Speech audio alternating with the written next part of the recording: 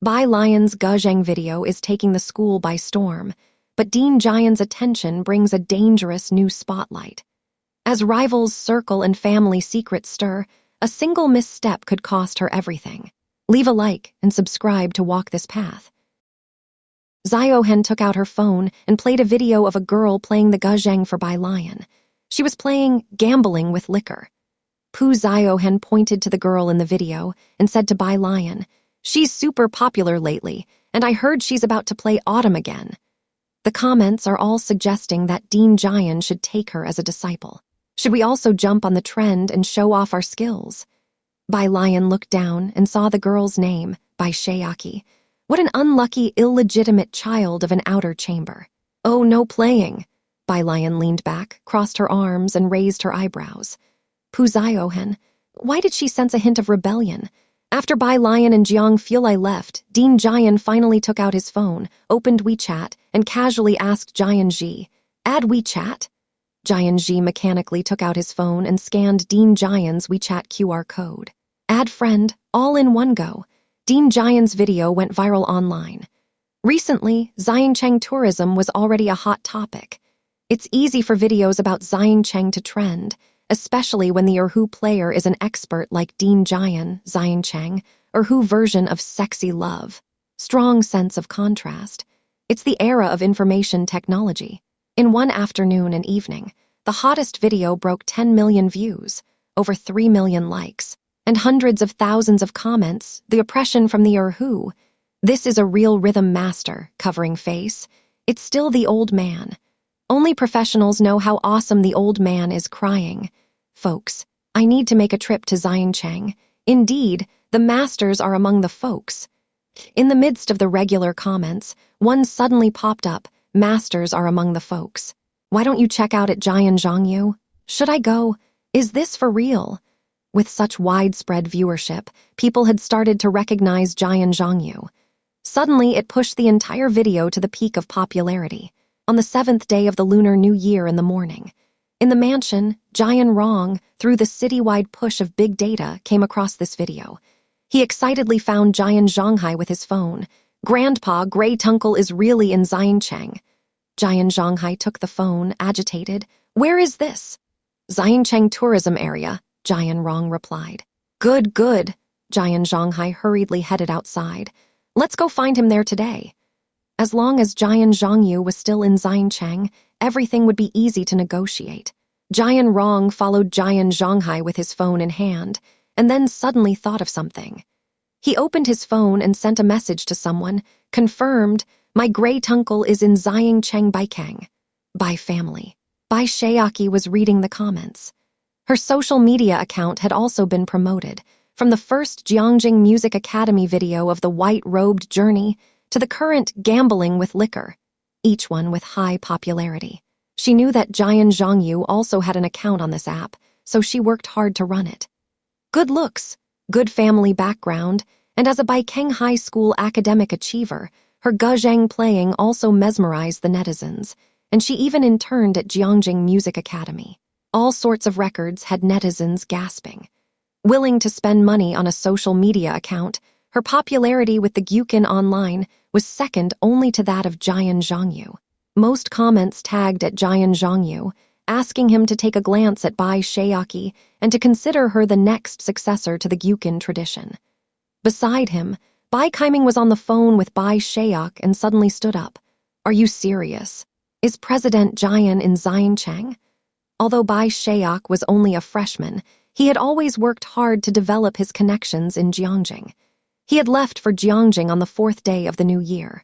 Bai Shaoqi, with her sharp ears, also straightened up when she caught the words, "President Jian." "All right, father understands." Bai Kaiming hung up the phone, then arranged for money to be sent to Bai Shaoqi before telling Bai Shaoqi, "The Jian family says President Jian is in Jiangjing." As he mentioned Jiangjing, Bai Kaiming subconsciously frowned. Bai Lian was in Jiangjing. He shook his head, pushing thoughts of Bai Lian to the back of his mind. "Pack your things right now. I'll have the driver take you to Jiangjing, and I'll speak to the school on your behalf." Bai Shaoqi hadn't seen President Jian for a long while, and she thought he would reach out to her after he had specifically greeted her last time, but that contact had never come. Hearing this news now, she couldn't contain her excitement. The 8th day of the new school year was approaching for seniors, but for Bai Shaoqi, President Jian was the priority. Bai Kaiming directly secured a week's leave for her. On the 8th day, in the afternoon, the Ren family's stretch business van stopped at the intersection of Xiang Mountain Avenue, with Jian Zhonghai, Jian Rong, and an assistant stepping out. Jian Zhonghai had not found President Jian here yesterday and was prepared to look around once more today. The assistant got out of the car and spotted Jianji across the street. "Master Jianji?" Jianji's father, who had just exited from the front passenger seat, heard this and hurriedly looked across the street. Jianji stood with 2 girls and a blonde guy. One of the girls was tall with her hair half up, secured with a hairpin, and was holding a mobile phone, seemingly playing a game, while the other was holding a camera, talking to the blonde guy. The blonde guy looked like a typical thug. Jianji's father's face turned dark in an instant. Jian Zhonghai glanced over indifferently, then averted his gaze as the assistant subtly looked back at him. "Grandpa, I'll go ask if Jianji wants to come," Jian Rong whispered before running towards Jianji.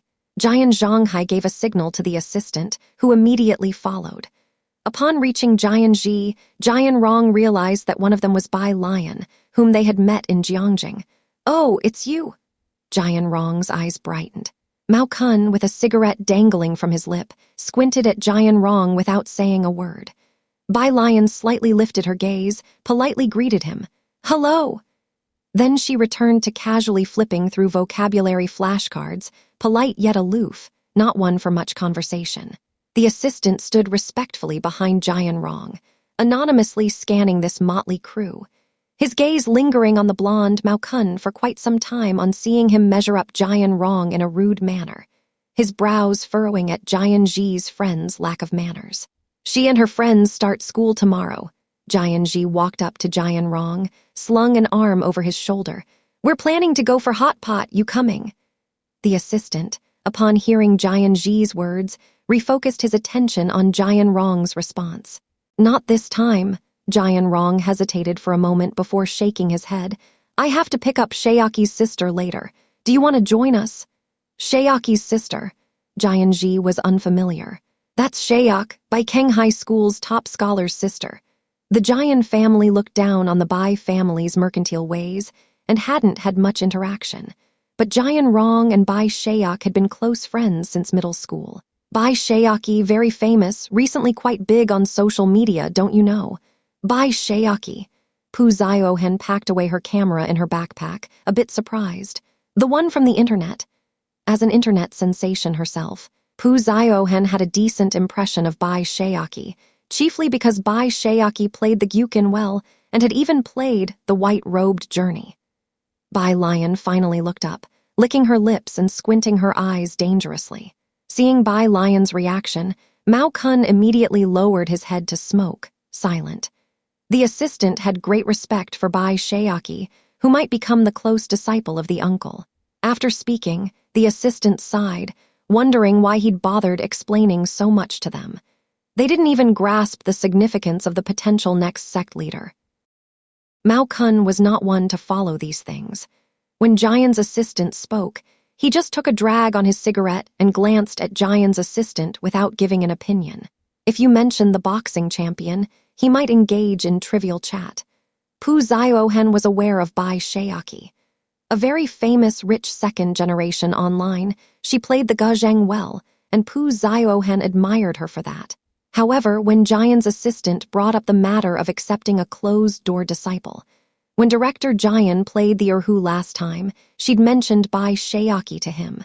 Why hadn't she heard him mention this? Director Jian. Uncle is going to take on a closed-door disciple. Jianji, after spending a couple of days with Jian Zhongyu, hadn't heard of such a thing. "Yes," Jian's assistant said, looking at everyone's reactions and not wanting to say more. He then urged Jian Rong, "Young Master Jian Rong, we should be going." A word out of tune is not worth discussion. After Jian Rong and the assistant left, Xiaohan was still asking Jianji about this matter. Jianji scratched the back of his head with an embarrassed smile. No, I don't know my cousin's friends either.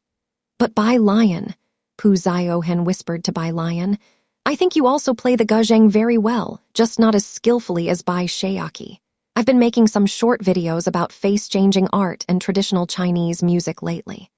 It just so happened that Xiaohan's recent short videos involved research on the Erhu, Pipa, and Guzheng, and Bai Lian's previous rendition of Traveler in White was emotionally engaging, though it lacked a bit of proficiency.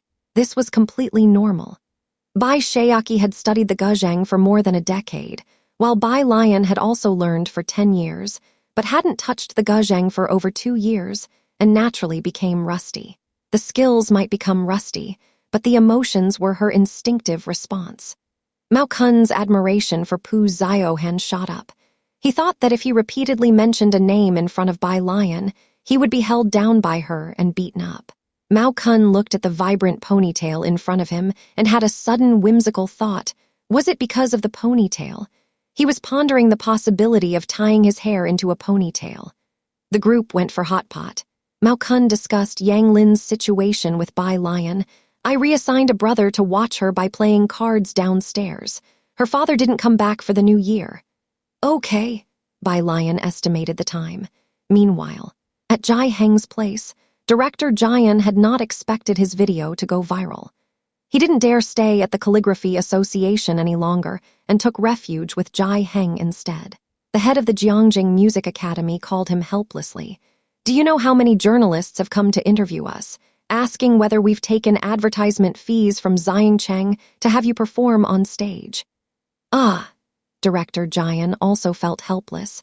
I was just inspired by the people here and went on stage to play the erhu. I'll explain it myself. He had no idea that no one in Jiangjing would recognize him. Instead, netizens recognized him. He took out his phone, logged into his video account, and posted a message. V. Jiangjing. I'm visiting Jiangjing for tourism. If possible, I hope to find a success to be the next Guzheng sect leader picture.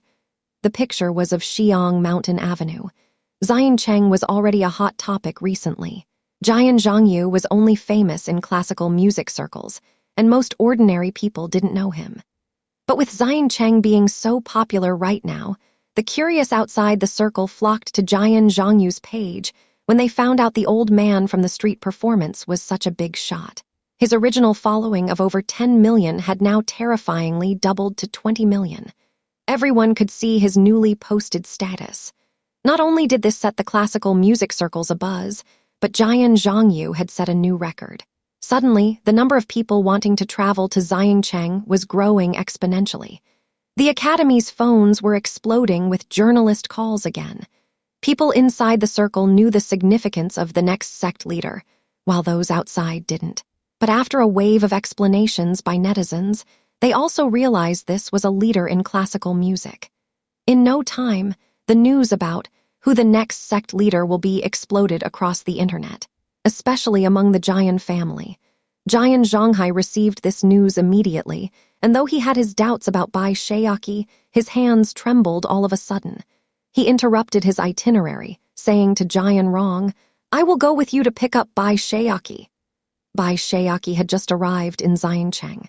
The Bai family's driver brought her over.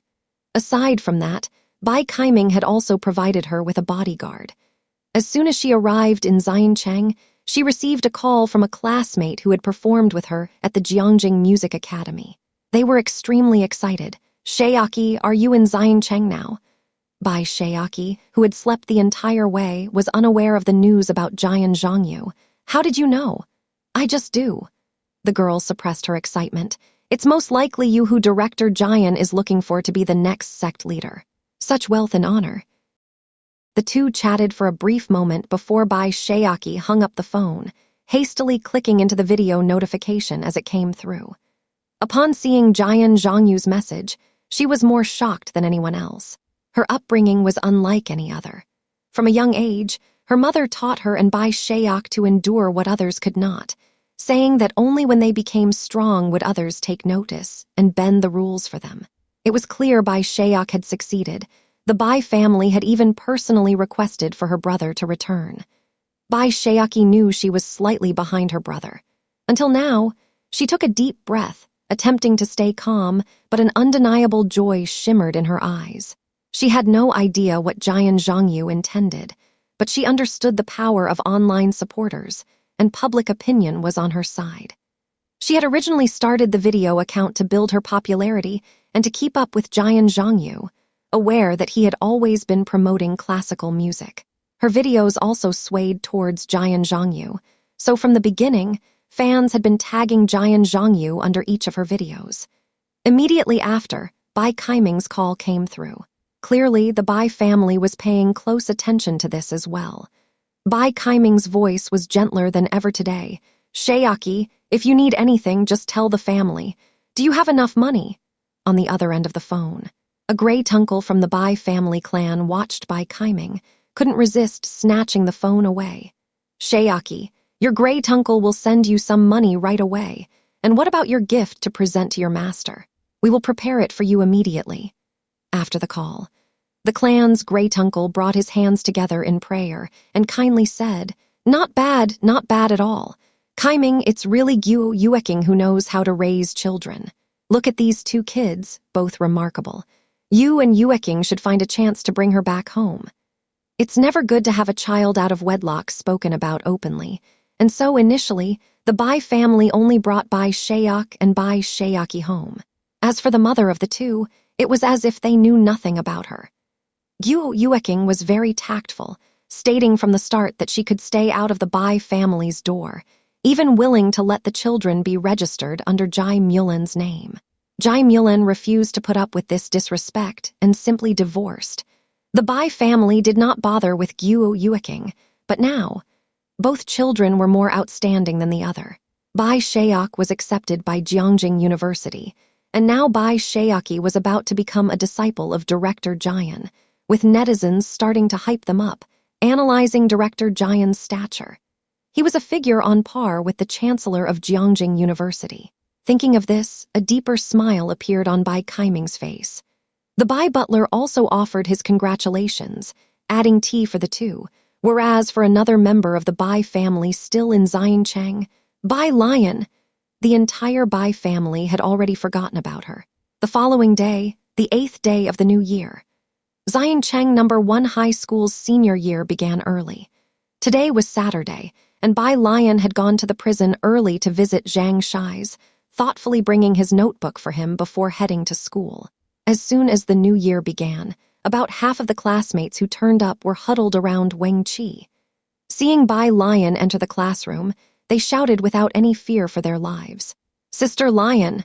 Wang Qi had a white towel draped over his right shoulder and a rag in his hand, diligently wiping Bai Lian's desk and chair clean as she stepped through the classroom door. "Please, have a seat." He bowed and made a gesture of invitation with great respect. Bai Lian glanced at him and then tossed her backpack onto the desk. Wang Qi threw the rag onto an unoccupied desk in the back and reached out to massage Bai Lian's shoulders. But upon looking down at Bai Lian's pristine white shoulder and then at his own hands, "You should go copy homework," Bai Lian said, motioning Xiaohan to hand the holiday homework to Wang Qi. Wang Qi was constantly tagging the entire class over the holiday. Bai Lian had monopolized the source of homework he could copy. As school resumed, Wang Qi came to acknowledge his fault. "Thank you, sisters." Wang Qi tearfully received the homework notebook from Xiaohan, having come early today specifically to copy homework. "Have we become internet famous lately?"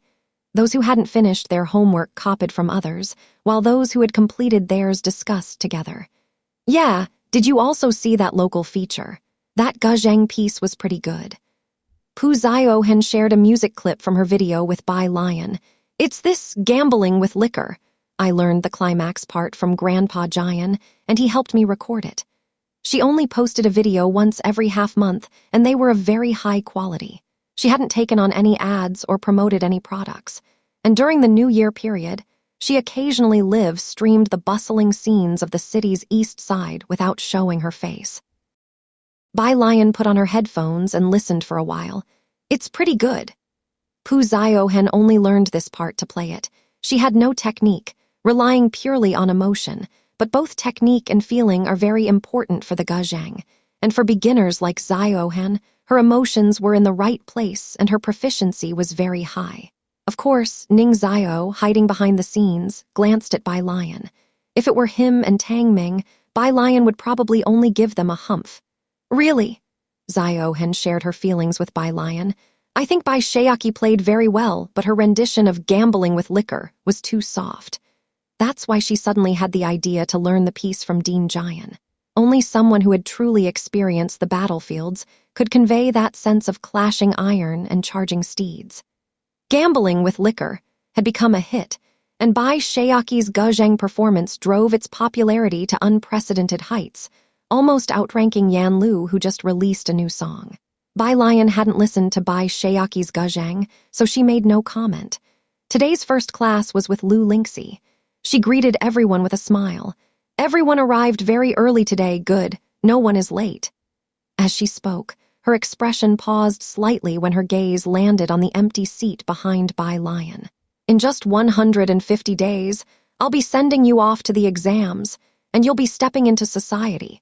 Lu Lingxi had the entertainment committee prepare a countdown, rested her hands on the desk, and looked at them tenderly. I know you are all good kids, but as a teacher at the start of the new term, I hope you can stay clear-headed and, no matter when and where, ensure your own safety first. Everyone nodded obediently.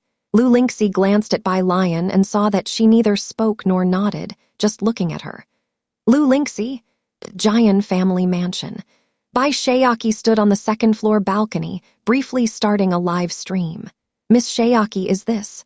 You're in Jiangjing. Wow, don't tell me it's like the rumors online. Dean Jian actually came to see you, right? I just arrived, resting for the day. Bai Shaoqi replied politely. That mansion behind you, is that it? It looks so luxurious. Bai Shaoqi nodded. Staying at my brother's friend's place. There's a blogger named One Big Bowl with Each Meal who imitated your gambling with liquor Guzheng piece. It's a mess. Bai Shaoqi was the first to popularize the Guzheng piece for this song, and a bunch of people tried to imitate her playing, especially after yesterday's incident with Dean Jian, when many bloggers jumped on her popularity. Bai Shaoqi was disgusted with those online celebrities who could only imitate and ride on others' coattails. Hopefully, they'll have some originality.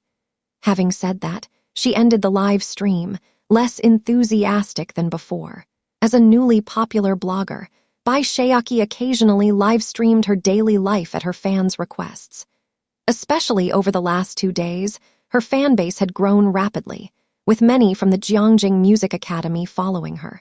She descended the stairs. Downstairs, Jian Zhonghai smiled as he introduced her to Ren Qian. This is Shaoqi, Jian Rong's friend's sister. She was just talking to her fans. Ren Qian nodded politely towards Bai Shaoqi, not particularly interested. Jian Zhonghai glanced at Ren Qian and said with a smile, She is a disciple our future uncle wants to take under his wing, and her brother was the top scholar from Baikeng in the previous session. Ren Qian quickly stood up and greeted Bai Shaoqi. Everyone in the room was very courteous to Bai Shaoqi, all except for one person. Bai Shaoqi looked at the young man sitting on the couch beside her. He glanced at her curiously, then his eyes returned to his phone, which made her frown. She remembered that he seemed to be Jian Rong's cousin, apparently exiled to Jiangjing. She paid no further attention to Jianji. Did great uncle mention to you where he is? The assistant to the Jian family brought Bai Shaoqi some tea, very respectfully. No, Bai Shaoqi took her seat and answered. Jian Rong was a young man who followed Bai Shaoqi's account. What's happening in your comment section? Before, the comments under Bai Shaoqi's videos were all messages tagging Jian Zhongyu, but now there seemed to be some about other bloggers. Bai Shaoqi didn't want to mention them, just some people trying to ride on the popularity. She opened her social media account and posted an update. Bai Shaoqi, the scenery is really nice picture location. Jiangjing, the update had a location tag. Xiaohan arrived at school early in the morning and was talking in a low voice with Wang Qi, the entertainment committee member. Why are these people all blindly following trends? Wang Qi's voice was indignant, and this song was even written by Sister Lian and sung by Yan Lu. Xiaohan is a fan of this song, so how can they accuse her of riding on her coattails? I also said that Bai Shaoqi was riding on Sister Lion's popularity. Xiaohan had only used a section of Guzheng music while recording a face-changing video. Bai Shaoqi became famous because of gambling with liquor and planned to record Autumn again afterward. The entertainment committee member also frowned. To say they are imitating is one thing, but they even criticized Xiaohan for playing poorly. It's okay. Xiaohan quickly composed herself. Having been a blogger for so long, her mental resilience was strong. It's just a few words. In a few days when the heat dies down, there will no longer be such voices. As soon as Bai Lian and Ning Xiao entered the classroom, their voices became much quieter. There was an inspection today. Bai Lian wore the blue and white school uniform, put her backpack on her seat, and raised her eyebrows. What are you talking about? Nothing much, just stuff on the internet. Xiaohan shook her head. She didn't want to affect the studies of the two ace students following her and changed the subject. What do you think about me asking your grandfather to make a Chinese-style outfit for graduation and using that to shoot a video? Do you think he would agree? That's how things were on the internet, and Xiaohan knew Bai Lian didn't go online, so she didn't want this matter to affect her mood. Bai Lian unzipped her backpack, took out her pen, and said to Xiaohan, "Give it a try." Xiaohan's eyes lit up. That meant there was a chance. Afternoon after school, Xiaohan followed Bai Lian back to the Jai family's home. Jiangjing was embroidering a robe in the courtyard. After Lance returned to his country, his colleagues were impressed by his clothes and asked Lance for the same design. Jiangjing sat beside him, reading a big book. Jiangjing took out Bai Lian's Guzheng, sat cross-legged under the banyan tree, and slowly plucked at the Guzheng strings without any specific melody, just following his heart. As soon as Xiaohan stepped into the courtyard, she feared disturbing this scene. She walked in quietly and handed a bunch of fruit candy to Jiangjing, only speaking to Jiangjing when he looked over. The Year 10 class wanted to order custom graduation outfits, and she also wanted to record a video. Normally, Jiangjing would refuse, but this time he hesitated. Are you planning to record a fully traditional Chinese-themed graduation outfit video and take graduation photos? Exactly, Grandpa. Xiaohan sat next to him, helping him massage his shoulders. Do the other people in your class also want to wear such clothes? Jiangjing was unsure. Xiaohan was surprised. Of course, I've asked them already. Since the class fund was being used, she had asked in the group chat. Everyone was already curious about the clothes Bai Lian usually wore, and now that they heard they could order such outfits for the graduation photo, everyone was excited. She showed her phone to Jiangjing, where the chat was filled with everyone's cheering voices. Jiangjing was silent for a while before he said, "All right." Xiaohan cheered. Xiaohan was very proactive. Seeing that Jiangjing agreed, she planned to start capturing details from today. She didn't bring a camera, so she called her dad to bring it over. Bai Lian stood beside Jiangjing, holding her school jacket and wearing a loose t-shirt embroidered with a big cabbage that didn't fit her style, with a bright red sun on the back. Jiangjing, sitting on an elevated bench, swung his legs and slowly unwrapped a fruit candy, then lifted his head and handed it to Bai Lian. Bai Lian took it. He then unwrapped another candy and went to find Xiaohan in the storeroom. Xiaohan, holding her phone and busy capturing Jiangjing's collection of fabrics, didn't take it but opened her mouth directly.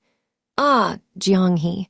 At 6 o'clock, Xiaohan's dad couldn't find the entrance to the Jai family's house.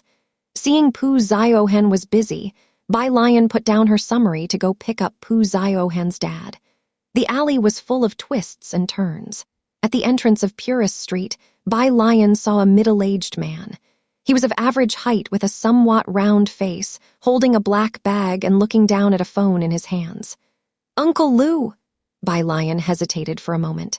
As soon as Uncle Lu saw Bai Lian, he hurriedly wiped his eyes. "Ah, Bai student, gosh, I'm really sorry for troubling you to come pick me up. I just don't recognize the way." He walked over with a light step, smiling at Bai Lian. "It's no trouble." Bai Lian wasn't wearing her jacket, just walking beside Uncle Lu.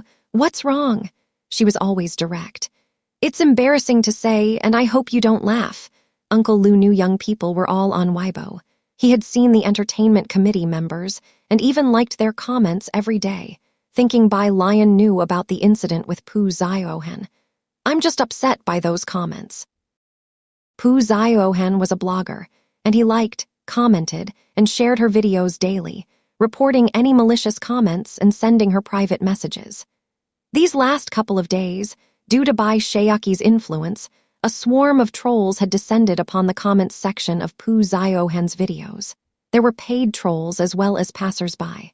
These people hadn't even watched Xiaohan's previous videos and were spewing all kinds of abuse in the comments of her latest one. Xiaohan had long been aware that being a blogger would attract these issues, and she adjusted quickly, but her parents didn't have such thick skins.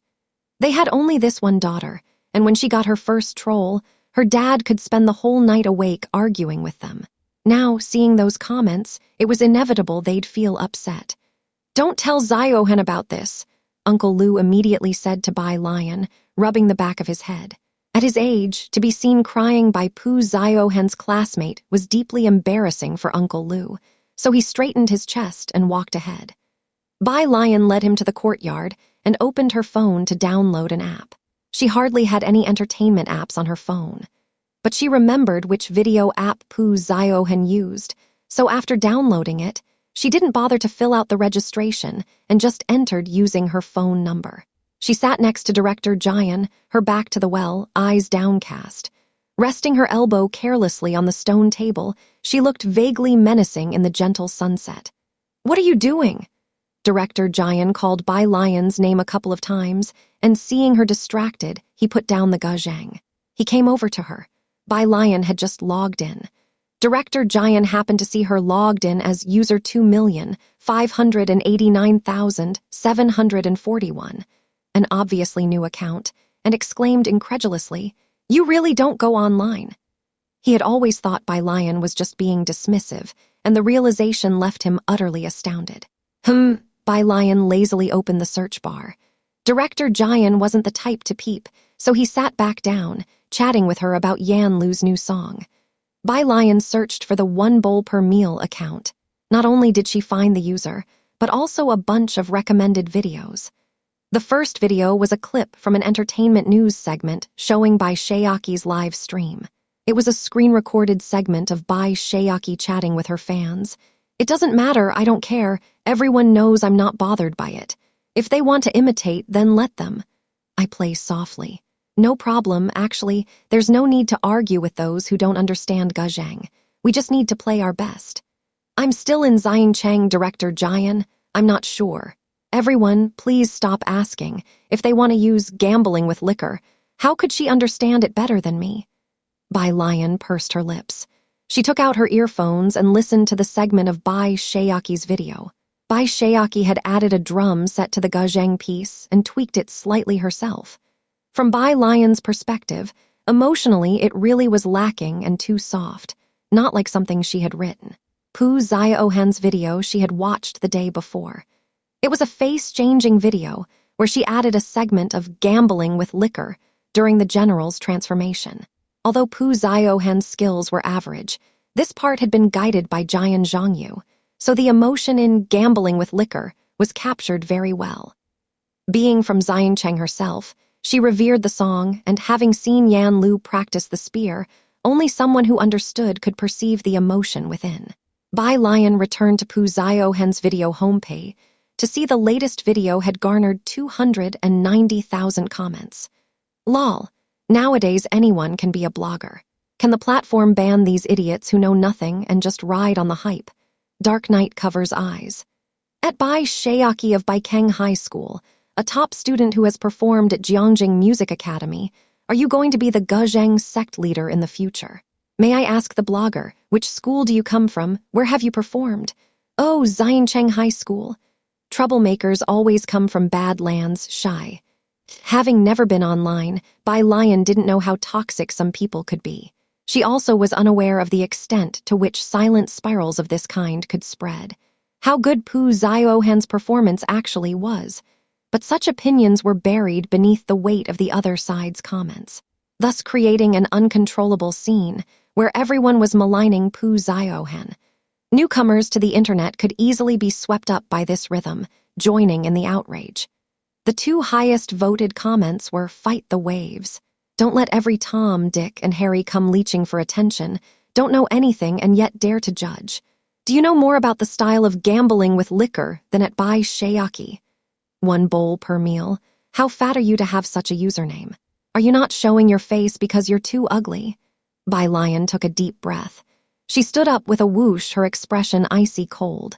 Next to her, Director Jian jumped in fright. He stopped plucking the strings and looked up at Bai Lian. "What's wrong?" Bai Lian shook her head, not speaking, and went to find Pu Xiaohan. Pu Xiaohan had just finished shooting Jiangjing's storeroom with her camera. "Finished recording?" Bai Lian quietly leaned against the door frame, waiting for her to wrap up before raising an eyebrow. "Yeah," Pu Xiaohan nodded, reviewing the video she'd shot. In it, her dad was talking to Jiangjing. The two of them were bragging about each other's daughters, under the guise of casual conversation. Bai Lian nodded. "All right, let's make a video." Pu Xiaohan followed Bai Lian outside, taking a big step over the threshold, confused. "What video?" Bai Lian walked to the stone table and said softly to Director Jian, "Please let me use the Guzheng for a bit." Director Jian casually handed her the Guzheng. "It was yours to begin with. What do you mean, let you use it for a bit?" And he got up to give his seat to Bai Lian. This part of the courtyard was set up by Jiangjing for Bai Lian to play the Guzheng, the stones slightly raised. She simply sat on the ground, casually placing the Guzheng on her thighs. "Bai Lian," Pu Xiaohan watched her, sensing what she was about to do, somewhat excitedly. "Bai Lian, are you going to record a C?" "No." Bai Lian's fingers touched the strings, cutting her off. "It's gambling with liquor." Pu Xiaohan suddenly stilled, staring blankly at Bai Lian. The courtyard lights lit up, casting a chilly light on Bai Lian's head. Beneath the light, her eyes were intensely dark. "Why are you acting like Yan Lu?" Her fingertips remained on the strings, her posture both casual and defiant. "The style of gambling with liquor. Who could understand it better than me?" Lian raised her right hand, touching the strings to demonstrate a part in the middle. "It can be more explosive. It's not about the strength of the fingers, but the power of the arm and the wrist you need to lift your arm." Bai Lian looked up and demonstrated the section again, her fingers hooking the strings, her wrist and arm gathering strength. "Zhang!" The tone instantly elevated. "The following part is in the bass. Shift the focus forward, and the wrist must move too, to produce a resonant vigor." She was originally using the Guzheng for her composition, and the strings would erupt in full force once plucked. Playing the Guzheng also required strength in the wrist, arm, and waist, and Bai Lian had a natural talent for it. It's said that the Guzheng and pipa are two formidable instruments, but mastering the rhythm required to bring out this kind of killing aura is the most difficult aspect to control. Pu Xiaohan was on the side recording her explanation with a camera, and in the end, it was a complete performance. When Jiang Fulai came to pick up Jianghe, he only heard the sound of the Guzheng coming from the yard. He didn't enter, just stood at the doorway listening quietly. At the end, the sound stopped abruptly.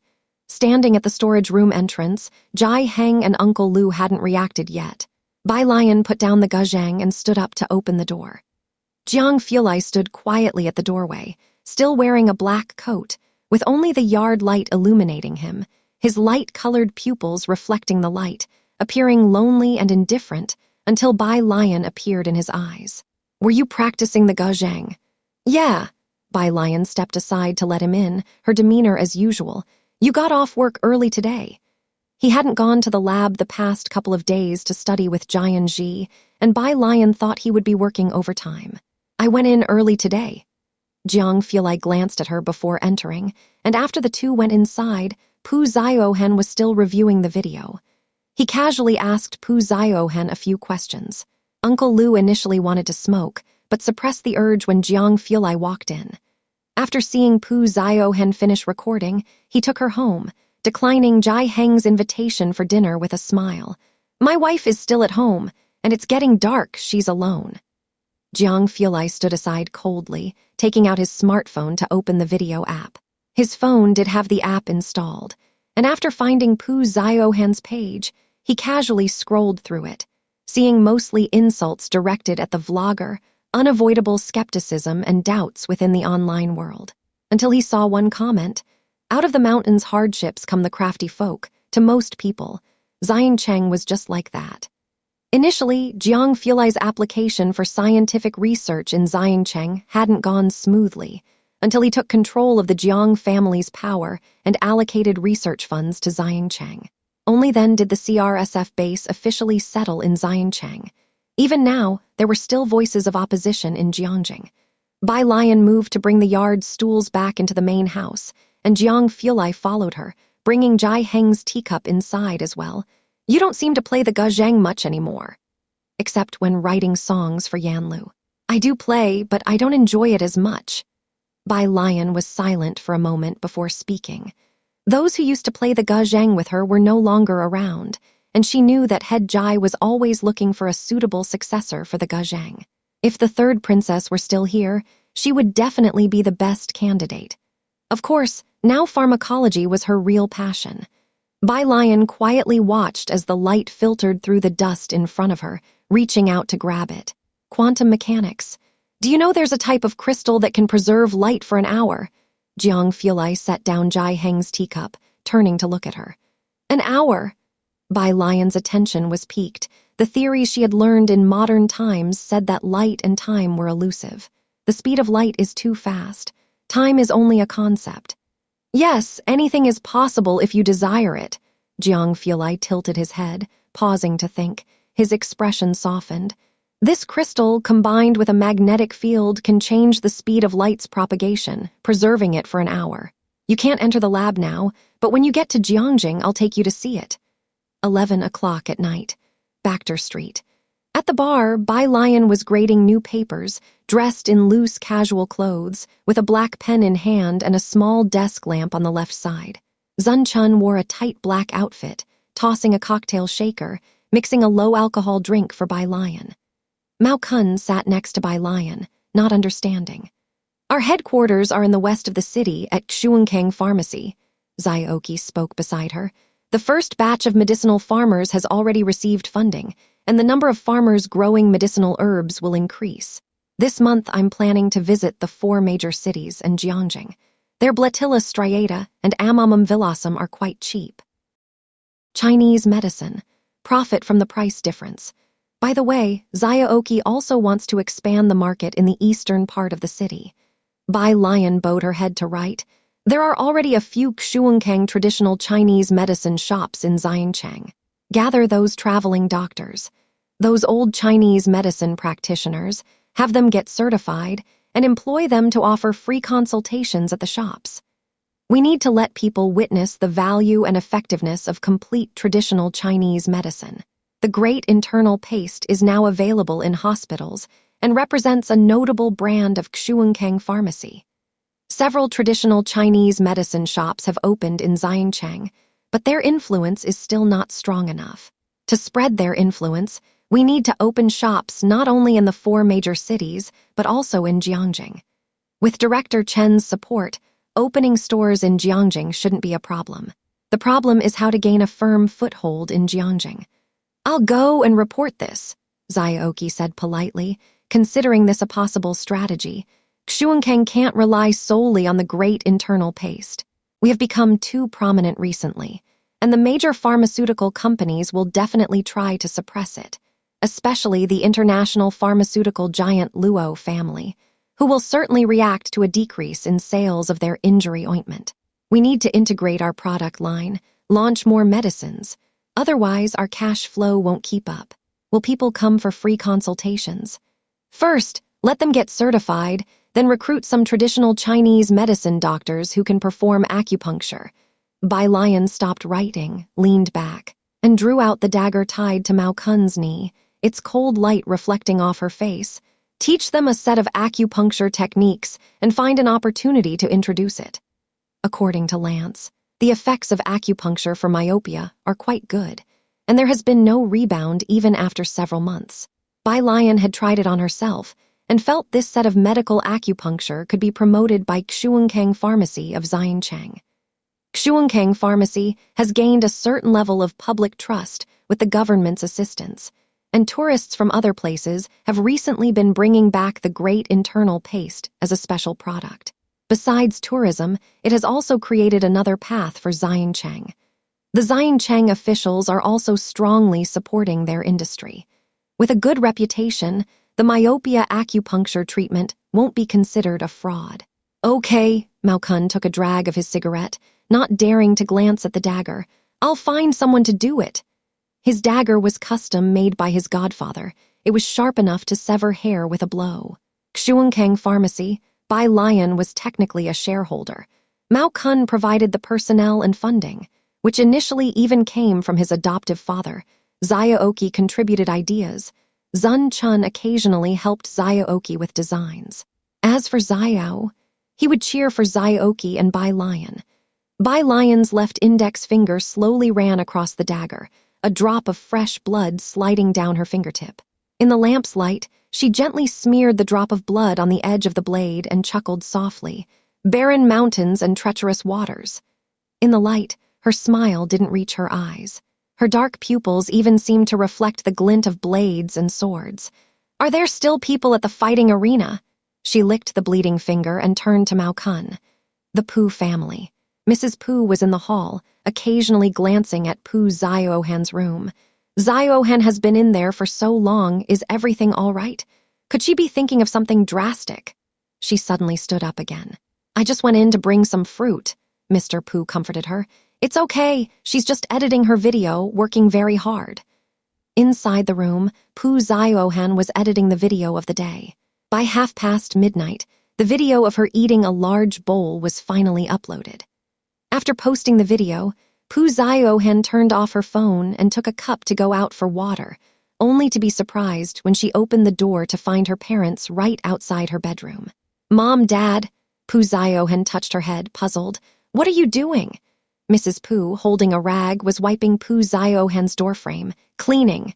Pu Xiaohan, still confused, filled a cup with water and then returned to her room, a certain ancient residential area in Jiangjing. After taking a bath, the dashing Jiang Fulai tied the sash of his black bathrobe and casually wiped his hair before tossing the towel aside.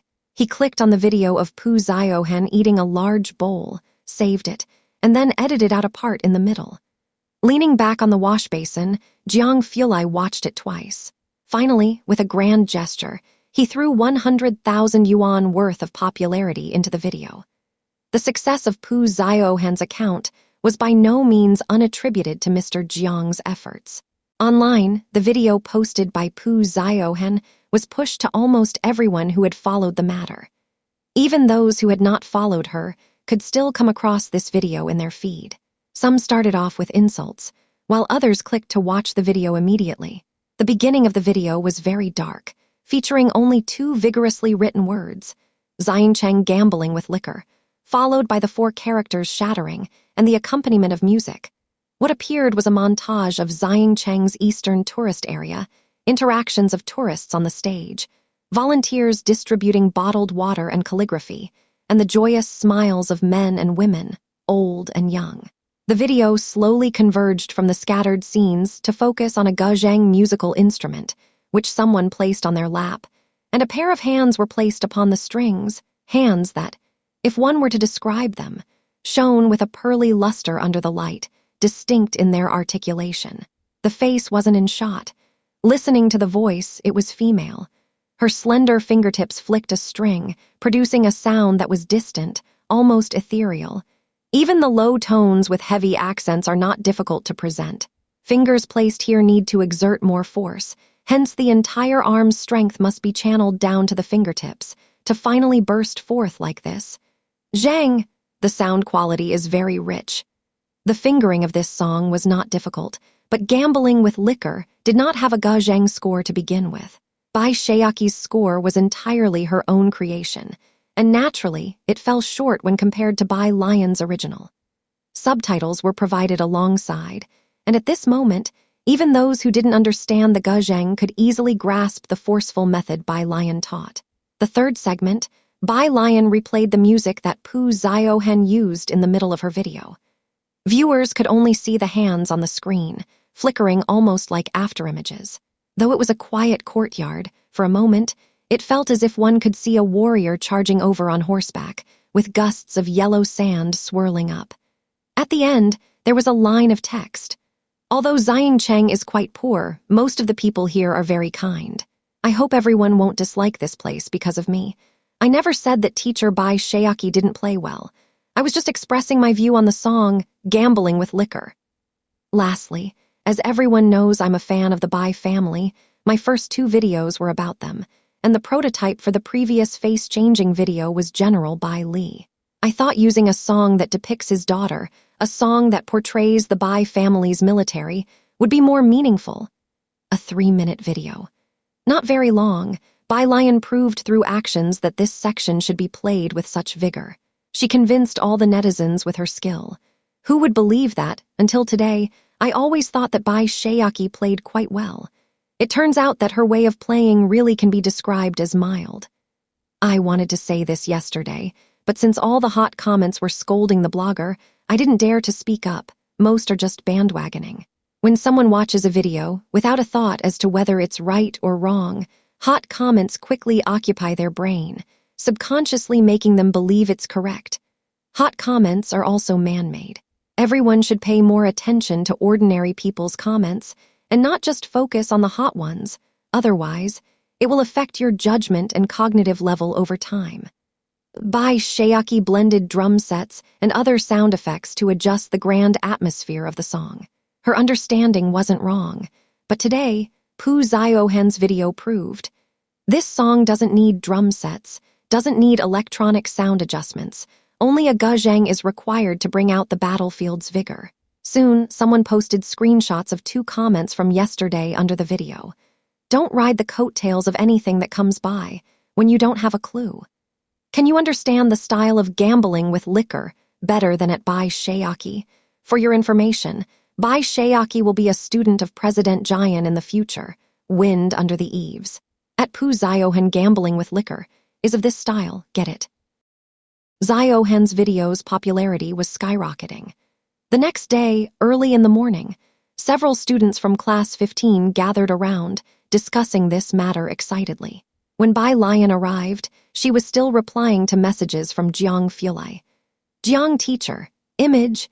It was a picture of him sitting in a car, capturing the moment the sun rose from behind the mountains. His composition was as soulless as his paintings. Just leave it there. I'll take a photo for you next time I visit. Jiang teacher. As Bai Lian sat down, Xiaohan was talking to Wang Qi and the others. I really don't know, someone just suddenly gave me 100,000 in popularity points. Damn, Wang Qi looked at Xiaohan in shock. Your fans are so rich. Bai Lian raised her head, and looking at Wang Qi's and Xiaohan's reactions, knew that this issue was almost resolved. She took out her chemistry workbook and began to do the problems with relief. At the same time, at Jiang's home, Jiangjing had been engaged in deep conversations with Jiang for the past 2 days and hadn't paid attention to the internet. With his phone on Do Not Disturb, it wasn't until he received a call from a student this morning that he learned about the sudden appearance of his future sect leader, Bai Shaoqi. He put on his glasses and logged into his own account, only to receive a flood of mentions, all under Bai Shaoqi's video, alerting him to check out this blogger. The latest popular comment, Xiang LL. Dean Jian, did you go to Jiangjing to see at Bai Shaoqi? Jiangjing clicked on the mention and went into Bai Shaoqi's video account. There were similar popular comments under Bai Shaoqi's video. You're really in Jiangjing, aren't you, blogger? Dean Jian must have come to see you, right? Bai Shaoqi didn't respond, but it was like trying to hide something only to make it more conspicuous. Teacher, the student on the phone was also surprised. She's playing mind games with you now. Using public opinion to propel herself to Dean Jian's attention was a smart move by Bai Shaoqi. If Dean Jian really had the intention, he might impulsively accept Bai Shaoqi as his closed-door disciple under the encouragement of netizens. But Dean Jian was very sober. He followed Bai Shaoqi's video and saw her feud with Xiaohan. Dean Jian sneered, I've seen this type of person too many times. Had it been someone else, he would have let it go. After all, he was of a considerable age, and there was no need to get involved in a squabble with a kid. But this was Dean Jian, who had made a last-ditch effort with his mother to leave the Jian family when he was young. He directly replied to Xiang LL, "She has nothing to do with me. I don't know her." Then he clicked into Pu Xiaohan's video from his following list. Pu Xiaohan's recent face-changing video had attracted a barrage of passers-by, and it garnered quite a few friendly comments. Dean Jian saw a comment under Pu Xiaohan's video. "Let me tell you some trivia. Bai Shaoqi is going to be Dean Jian's student." He took a screenshot of the comment and then posted a public update. Image: sheer nonsense. "I only have 3 students, and there will only be 3 in the future." He never considered taking her as a student. Bai Lian had a teacher of her own.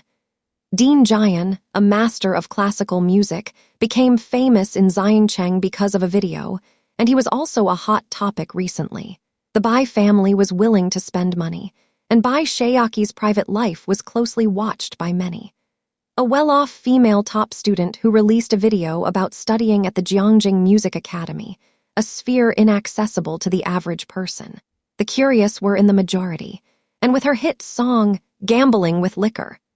All of this was pushing her towards the position of Dean Jian's closed-door disciple, and Bai Shaoqi's sudden trip to Jiangjing seemed to corroborate the speculation.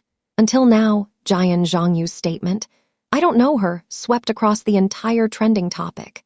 Netizens clicking through the trending searches saw Dean Jian's response, so he never actually considered taking Bai Shaoqi as his student. What was Bai Shaoqi implying with her rhythm on the internet these past 2 days? One moment she posted a status about her arrival in Jiangjing. The next, she vaguely mentioned Dean Jian during a live broadcast, and even her statement from yesterday about gambling with liquor, and which style she understood better made it to the hot searches. Now, with a turnaround, yesterday she insinuated someone was dining off the heat she created. Looking back at her responses and her previous updates, she looked like a jumping clown. A flood of netizens rushed to comment below Bai Shaoqi's video. "And you said someone else is riding on your popularity by eating a big bowl. Looks like you've got a thing for clout chasing with Dean Jian, too," smiling naively. The other side has responded. "You're understanding that gambling with liquor needs a drum set to bolster its presence is wrong. What do you say? The Guzheng and pipa are truly deadly weapons, teacher Bai. Do you know that people in ancient times used Guzheng music to intimidate others?" Such comments were endless. That's how netizens are like weathercocks, turning whichever way the wind blows. Jiangjing, the mansion. Bai Shaoqi was in her room, looking at these comments with a very ugly expression. She listened to Eat a Bowl's new video repeatedly, unable to refute. Her understanding was indeed wrong. These were not important for Bai Shaoqi. Having a mistaken understanding was a good thing for her. But what Bai Shaoqi did not expect was Jian Zhongyu's reply, "I don't know her. I only have 3 disciples." These 2 sentences were too much of a blow for Bai Shaoqi. She had devoted all her heart and effort to the Guzheng over the past half-year, barely paying any serious attention to her academic subjects. And now, this was Jian Zhongyu's response. Bai Shaoqi's chest heaved violently. Her phone rang. It was Bai Shaoqi. She tried to calm herself and answered, "Brother." "Shaoqi," Bai Shaoqi's voice was very steady. "Jian Rong told me about the thing with Dean Jian. Come back to Baikeng immediately and don't delay your classes. I've sent you a set of exercises from Jiangjing. Be in Baikeng in 3 days." "Okay." Bai Shaoqi took a deep breath, still not understanding. "I thought he really valued me." There were only 2 possible reasons. First, he had never valued her at that time. And second, it was because of the Eat a Bowl video exposing her weakness in Guzheng that had been seen by Dean Jian. Now everyone on the internet knew that Bai Shaoqi's Guzheng skills were not even as good as a random person hired by a blogger. "You're too impulsive." Bai Shaoqi's voice was like a bucket of cold water poured directly from the top of Bai Shaoqi's head. "Have you forgotten what I used to tell you?" Bai Shaoqi shuddered inwardly. Ever since she had seen Bai Lian in Jiangjing, her mentality had shifted. Her self-confidence and arrogance were being shaken by Bai Lian. "I'm heading back to Baikeng now," Bai Shaoqi calmed down, "to focus on preparing for the college entrance exam and catch up on the effort I've fallen behind on." The incident with Bai Shaoqi was like a farce. It had started with a bang, but when it came time for her to leave, only Jianrong was there to see her off awkwardly.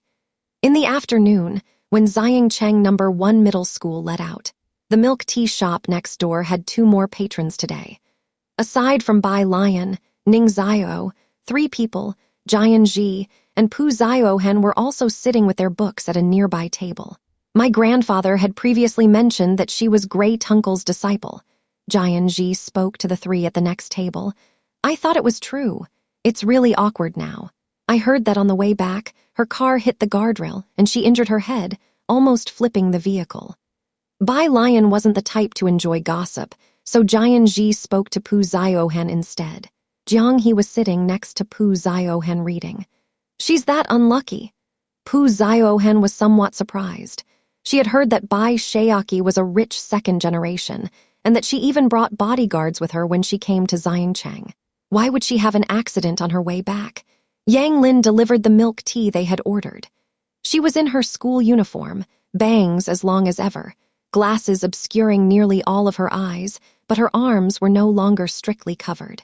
To serve the milk tea more conveniently, she had rolled her sleeves up a bit, revealing a small section of her thin, pale wrists.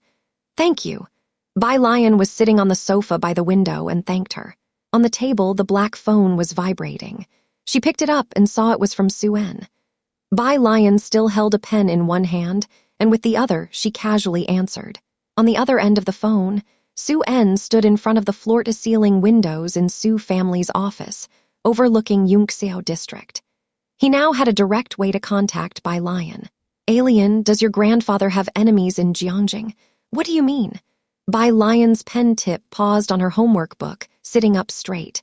Someone's been inquiring about your grandfather at Yunxiao Hotel. Suen pressed his brow, deeply concerned. Bai Lian's eyes narrowed slightly. Who? En walked back to his desk, flipping through documents. The news from the hotel, Suen said gravely. I had thought it was just a business partner, and the hotel did not disclose the guests' information. However, people have still been conducting covert inquiries these past few days, and they might soon find out about you. After the incident at Suen's wedding banquet, Mrs. Su and the Chi family would surely probe for information at the hotel. Even Su's assistant had received hints both openly and implicitly. All of these were within Suen's control, except for this one force that left Suen at a loss for how to proceed. Suen also found it odd. If someone were investigating Bai Lian, he might understand, but why would anyone look into Jiaheng's affairs? And the Su family had no clue whatsoever. Fine, it's probably not an enemy, Bai Lian mused as she twirled her pen in thought. After being together for half a year, Bai Lian knew Jiaheng well. But if not an enemy, then who could it be? Jiang Fulai arrived late tonight. By the time he got there, Ning Xiao and Tang Ming had left, their discussion with Bai Lian having been sufficient. The black business car's rear door opened. Ming Dingheng turned off the engine and rolled down the window without getting out. As he stepped out of the car, he saw Bai Lian sitting by the window. The milk tea shop had already closed, leaving only the dim yellow light beside her. He sat next to Bai Lian, not reading, but yawning and leaning on the table, cocking his head to look at her. Jiang Fulai pushed aside the door curtain with his hand, the clear, tinkling sound of the wind chimes accompanying his entrance into the milk tea shop. Have they all left? Jiang Fulai sat opposite Bai Lian. Yeah, you're a bit late today.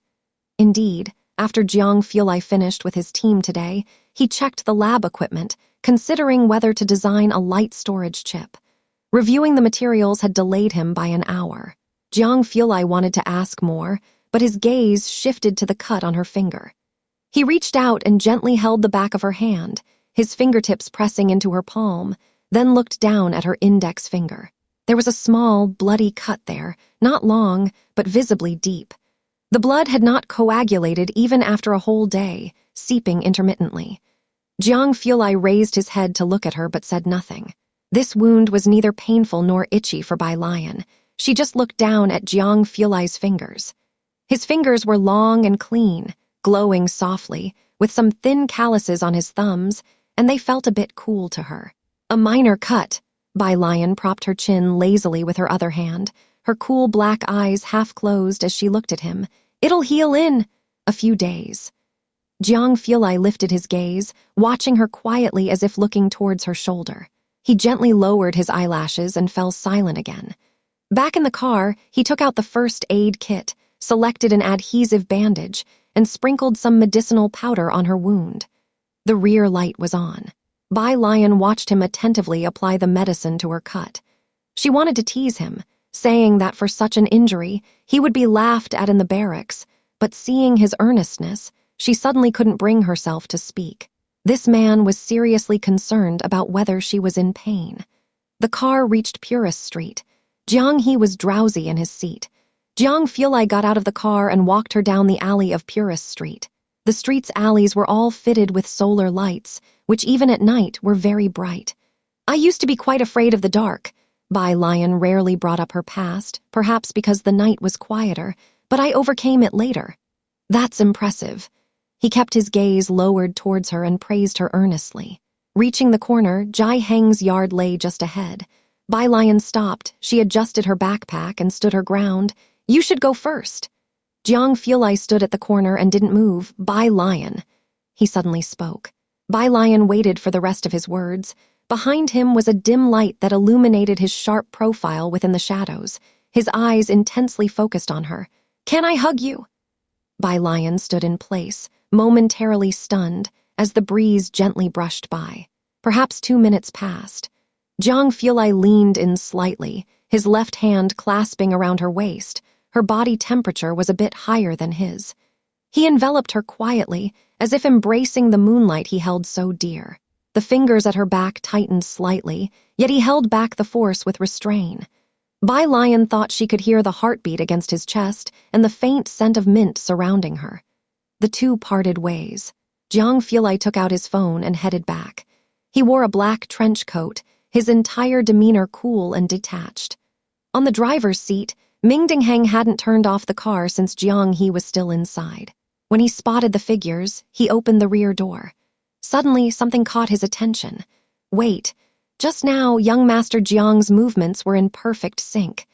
"Young Master," the butler called just now, "hoping you would return the call," Mingdingheng reported, glancing inadvertently at the rear-view mirror. Jiang Fulai looked up, his pale eyes as cool as ever. Mingdingheng dared not probe further. His hand trembled, and he quickly averted his gaze, placing his hand on the steering wheel. He quickly stepped on the accelerator. In the back seat, Jiang Fulai turned off one light, leaving only one on for Jiang He to sleep, and unfastened a button on his shirt. He reached for the phone on the partition and dialed a series of numbers. "Young Master." The voice on the other end of the phone was somewhat aged and very respectful. "You haven't been to MTR for a long time. The professors there have been asking about you." "No." Jiang Fulai leaned back relaxedly, with a light from the lamp falling obliquely to his right, most of his face concealed in the shadows, his voice lazy. "Your vital signs." Jiang Fulai interrupted him. "I'm taking medication." "Medication?" The other side paused. "Yes." Jiang Fulai lowered the car window slightly, letting the wind pour in, the corners of his mouth lightly lifting up. "Someone prescribed me medication." Indifferent, yet with a hint of subtle pride. The butler was silent for a long while before saying, "I'll send the blood draw team from MTR to Xiangjing." Jiang Fulai responded nonchalantly. "Young Master," the butler reminded him, "the clan has learned about your association with a young lady and your uncle probably knows too." Jiang Fulai stiffened at this, his relaxed expression vanishing, and he answered coldly, "They don't need to worry about this." On the other end of the phone, the butler sighed softly. Jiangjing was designing graduation attires for Class 15 and was still drawing in the courtyard. Dean Jian was observing his design in pajamas.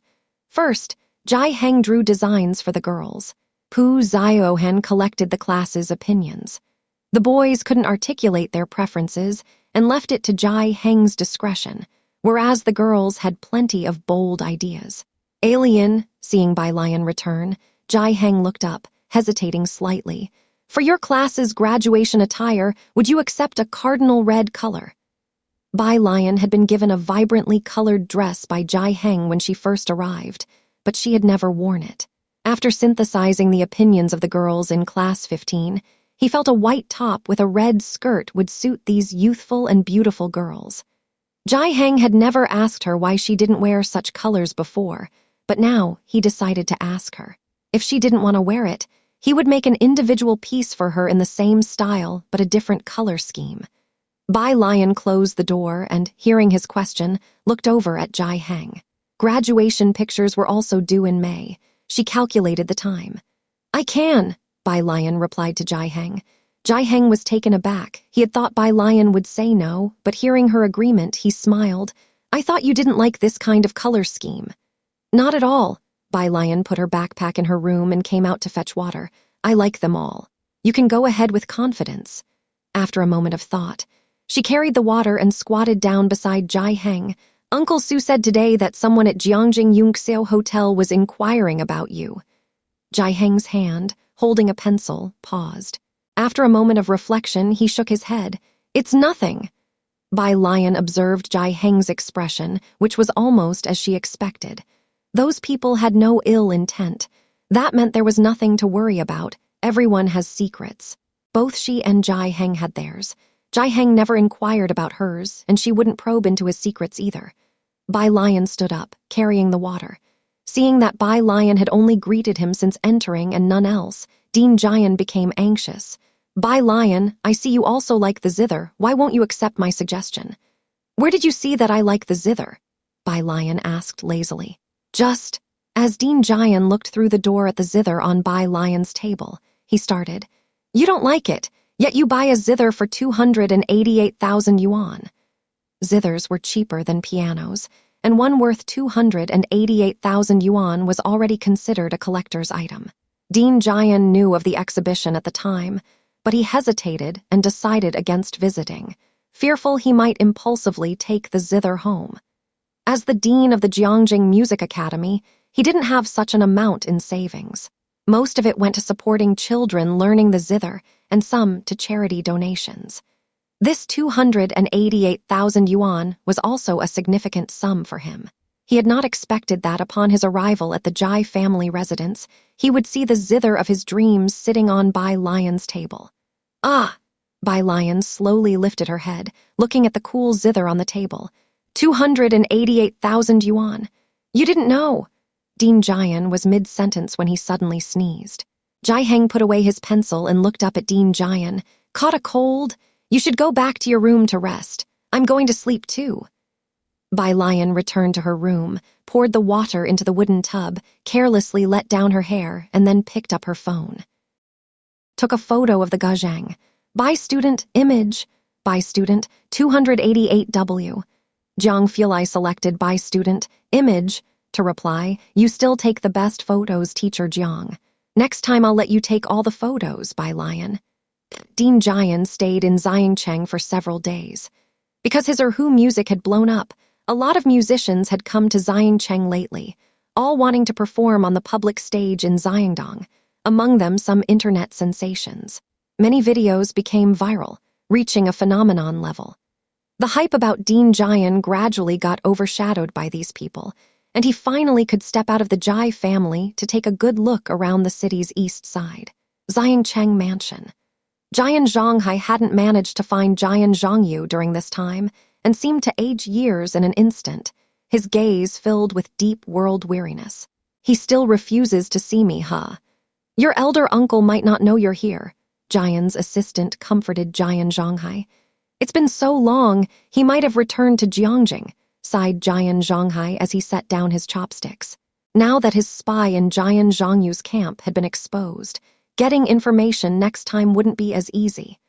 The Jian family was also getting ready to go back to Baikang. Outside the door, Jianji came in with 2 books in his arms, knowing his grandfather and father were about to return to Baikang, and came to see them off. Jian's assistant glanced at Jianji. Is young Master Jianji really preparing for the graduate entrance exam? Yes. Jian's father quickly pulled Jianji over to Jianzhonghai. Dad, look at Jianrong's teacher. Jianzhonghai didn't pay much attention to Jianji. He glanced casually at him. I will have someone send you a copy of Jianrong's class material. Jianji looked down. not saying he didn't want it. "Thank you, Grandpa." Looking at Jiangjing with frustration, Jian's father said, "We are leaving tomorrow night. You make sure to come and see off your grandfather. You may not be as smart as others, but can't you at least learn to ingratiate yourself?" Jiangjing scratched his head, about to leave for the library to read. "No can do. I'll probably be at the milk tea shop at that time." He had gotten into the habit of reading there every day. "Milk what milk?" Jian's father twisted his ear. "You must make sure you're there tomorrow." Meanwhile, at Baikeng High School in the principal's office, Shaoqi left in a hurry. His mentor called him into the lab. The genteel-looking woman brought New Year's gifts to Principal Li, smiling. "She sent me to come see you." "He's in the lab." Principal Li looked up abruptly. He was quite surprised. Although Bai Shaoqi was the Baikeng top scholar back then, Principal Li knew he was still far behind those students from Jiangjing's affiliated middle schools, so it was unexpected that he found a mentor after only half a year at Jiangjing University. Such progress? Yes, but he's just started. No one else knows yet except Jian Rong. You must know her, right? She and Shaoqi have been close friends for many years. Gu Yueking was very polite. She lowered her head and picked up the teacup. "I heard you and Shaoqi's homeroom teacher visited Xiangjing." The incident with the Bai family hadn't looked good back then. Jai Mulan wasn't someone easy to deal with, and Principal Li was also aware of the situation with the 3 Bai children. Before the visit, Principal Li didn't know the person was Bai Lian, who had a significant connection with Bai Shaoqi and Bai Shaoqi. "To look into the school's situation," nodded Principal Li. After finishing a sip of tea, Gu Yueking set down the teacup, her eyelashes drooping, seemingly offhandedly. "As I recall, Xiancheng's teaching resources aren't that great, right?" This was a fact. But after Bai Lian's scores came through last time, Baikeng Education Bureau had allocated quite a lot of resources there. "You see," Gu Yueking said as she stood up, leaning slightly towards the principal, "you are so busy, I won't disturb you any longer." After the visitor left, Principal Li looked at the large present laid out on his desk, a thin layer of sweat forming on his back. "Are you sure?" The person on the other end of the phone sounded very surprised. Principal Li took a deep breath. Gu Yueking just wanted him to take a side. "Our school's top scorer from last year just got resources from Jiangjing. Issue a notice. As of today, Baikeng High School will no longer share resources with other schools."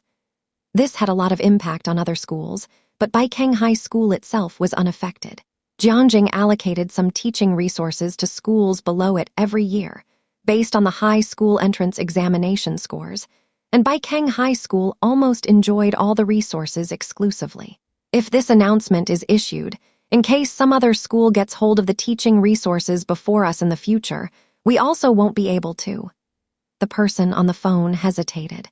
"Don't worry, even if we hypothetically let someone else score higher than our top scorer, our school will still perform better than Xiancheng," Principal Li confidently stated, as every student in the international class was ranked in the top 100. The next day, Friday, Xiancheng Middle School always distributed synthesis and expansion papers every Friday, but today there was not a single one. "Teacher," Wang Qi raised his hand after the second chemistry class in the afternoon, asking the chemistry teacher, "Don't we have a comprehensive paper this week?"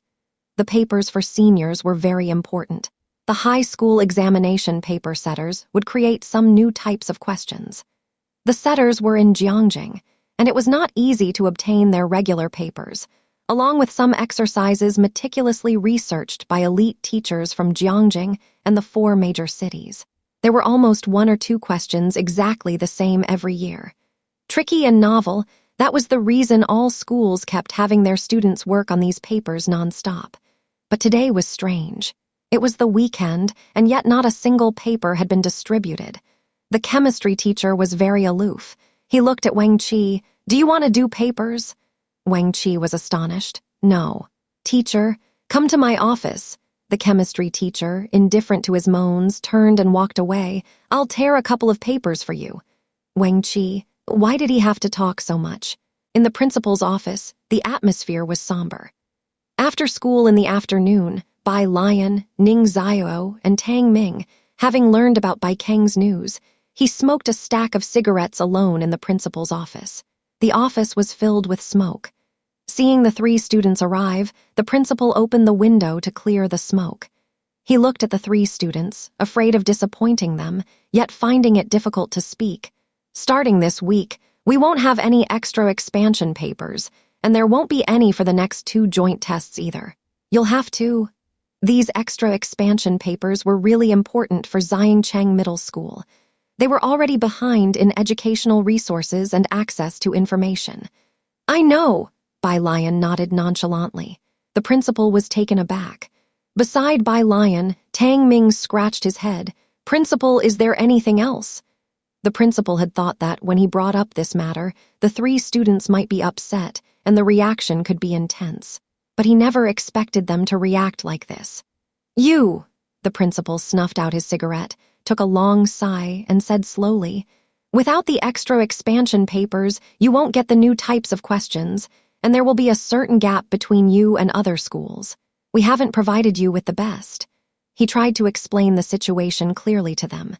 Bai Lian only heard, without the new types of questions, there will be a certain gap between you and other schools, and looked up. You need new types of questions?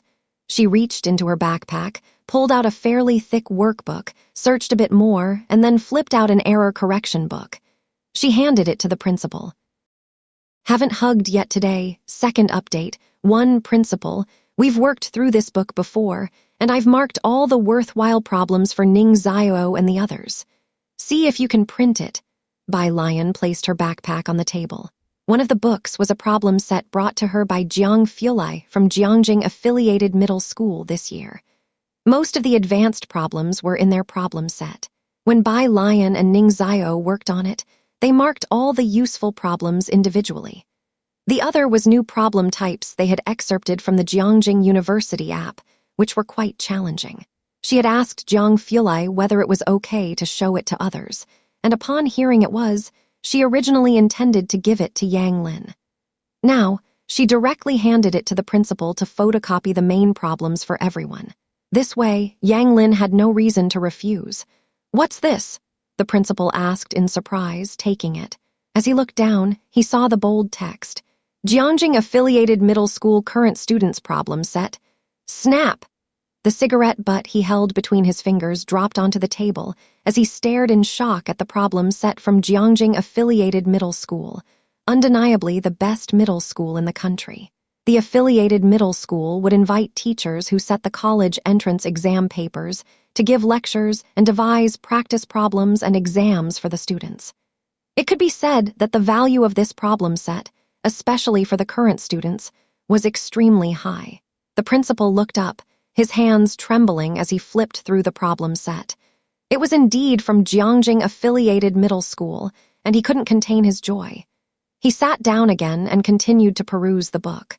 Principal, noticing that the principal kept flipping through the problem set without saying a word, Tang Ming couldn't help but called out, "Should we leave first?" The principal didn't lift his head but simply waved his hand. Yes, yes. He continued reading. Tang Ming. Almost everyone thought Bai Lian and Ning Xiao's rapid progress in their grades had something to do with Bai Keng's problems. Little did they know, acquiring those problems was something Jiang Fulai or Dean Ma could do at the flick of a wrist. Their grades improved so quickly entirely because they had 2 human-shaped cheats. Milk tea shop. When Bai Lian arrived, Jiangjing was already there. The music inside the milk tea shop was playing Yan Lu's song. It was Friday, and there were many people queuing up to buy milk tea, but not as many people were buying cakes. Bai Lian took out her earphones and answered a phone call. Recently, many people have contacted me, said Sister Xin on the phone, asking if teacher Bai Jian has any new songs to sell to them. They've offered a high price. One person in particular offered a whopping 5 million just for you to compose a Guzheng piece, no lyrics needed. Yan Lu's last 2 songs had both been smash hits. The lyricist and composer were the same person. This bit of big news had just emerged in the entertainment circle, as everyone tried to dig up who teacher Bai Jian was. This person appeared out of the blue and immediately propelled Yan Lu to an unattainable height for others. News of a genius in the songwriting circle quickly spread, and since these people couldn't find Bai Jian, they turned to Sister Xin as an alternative. Many sought Bai Lian for composition, but this was the first request for a Guzheng piece. "I'm too busy," Bai Lian said as she sat by the window, put on her Bluetooth earphones, reached out to unzip her bag, and took out the reduced notation sheet from last time.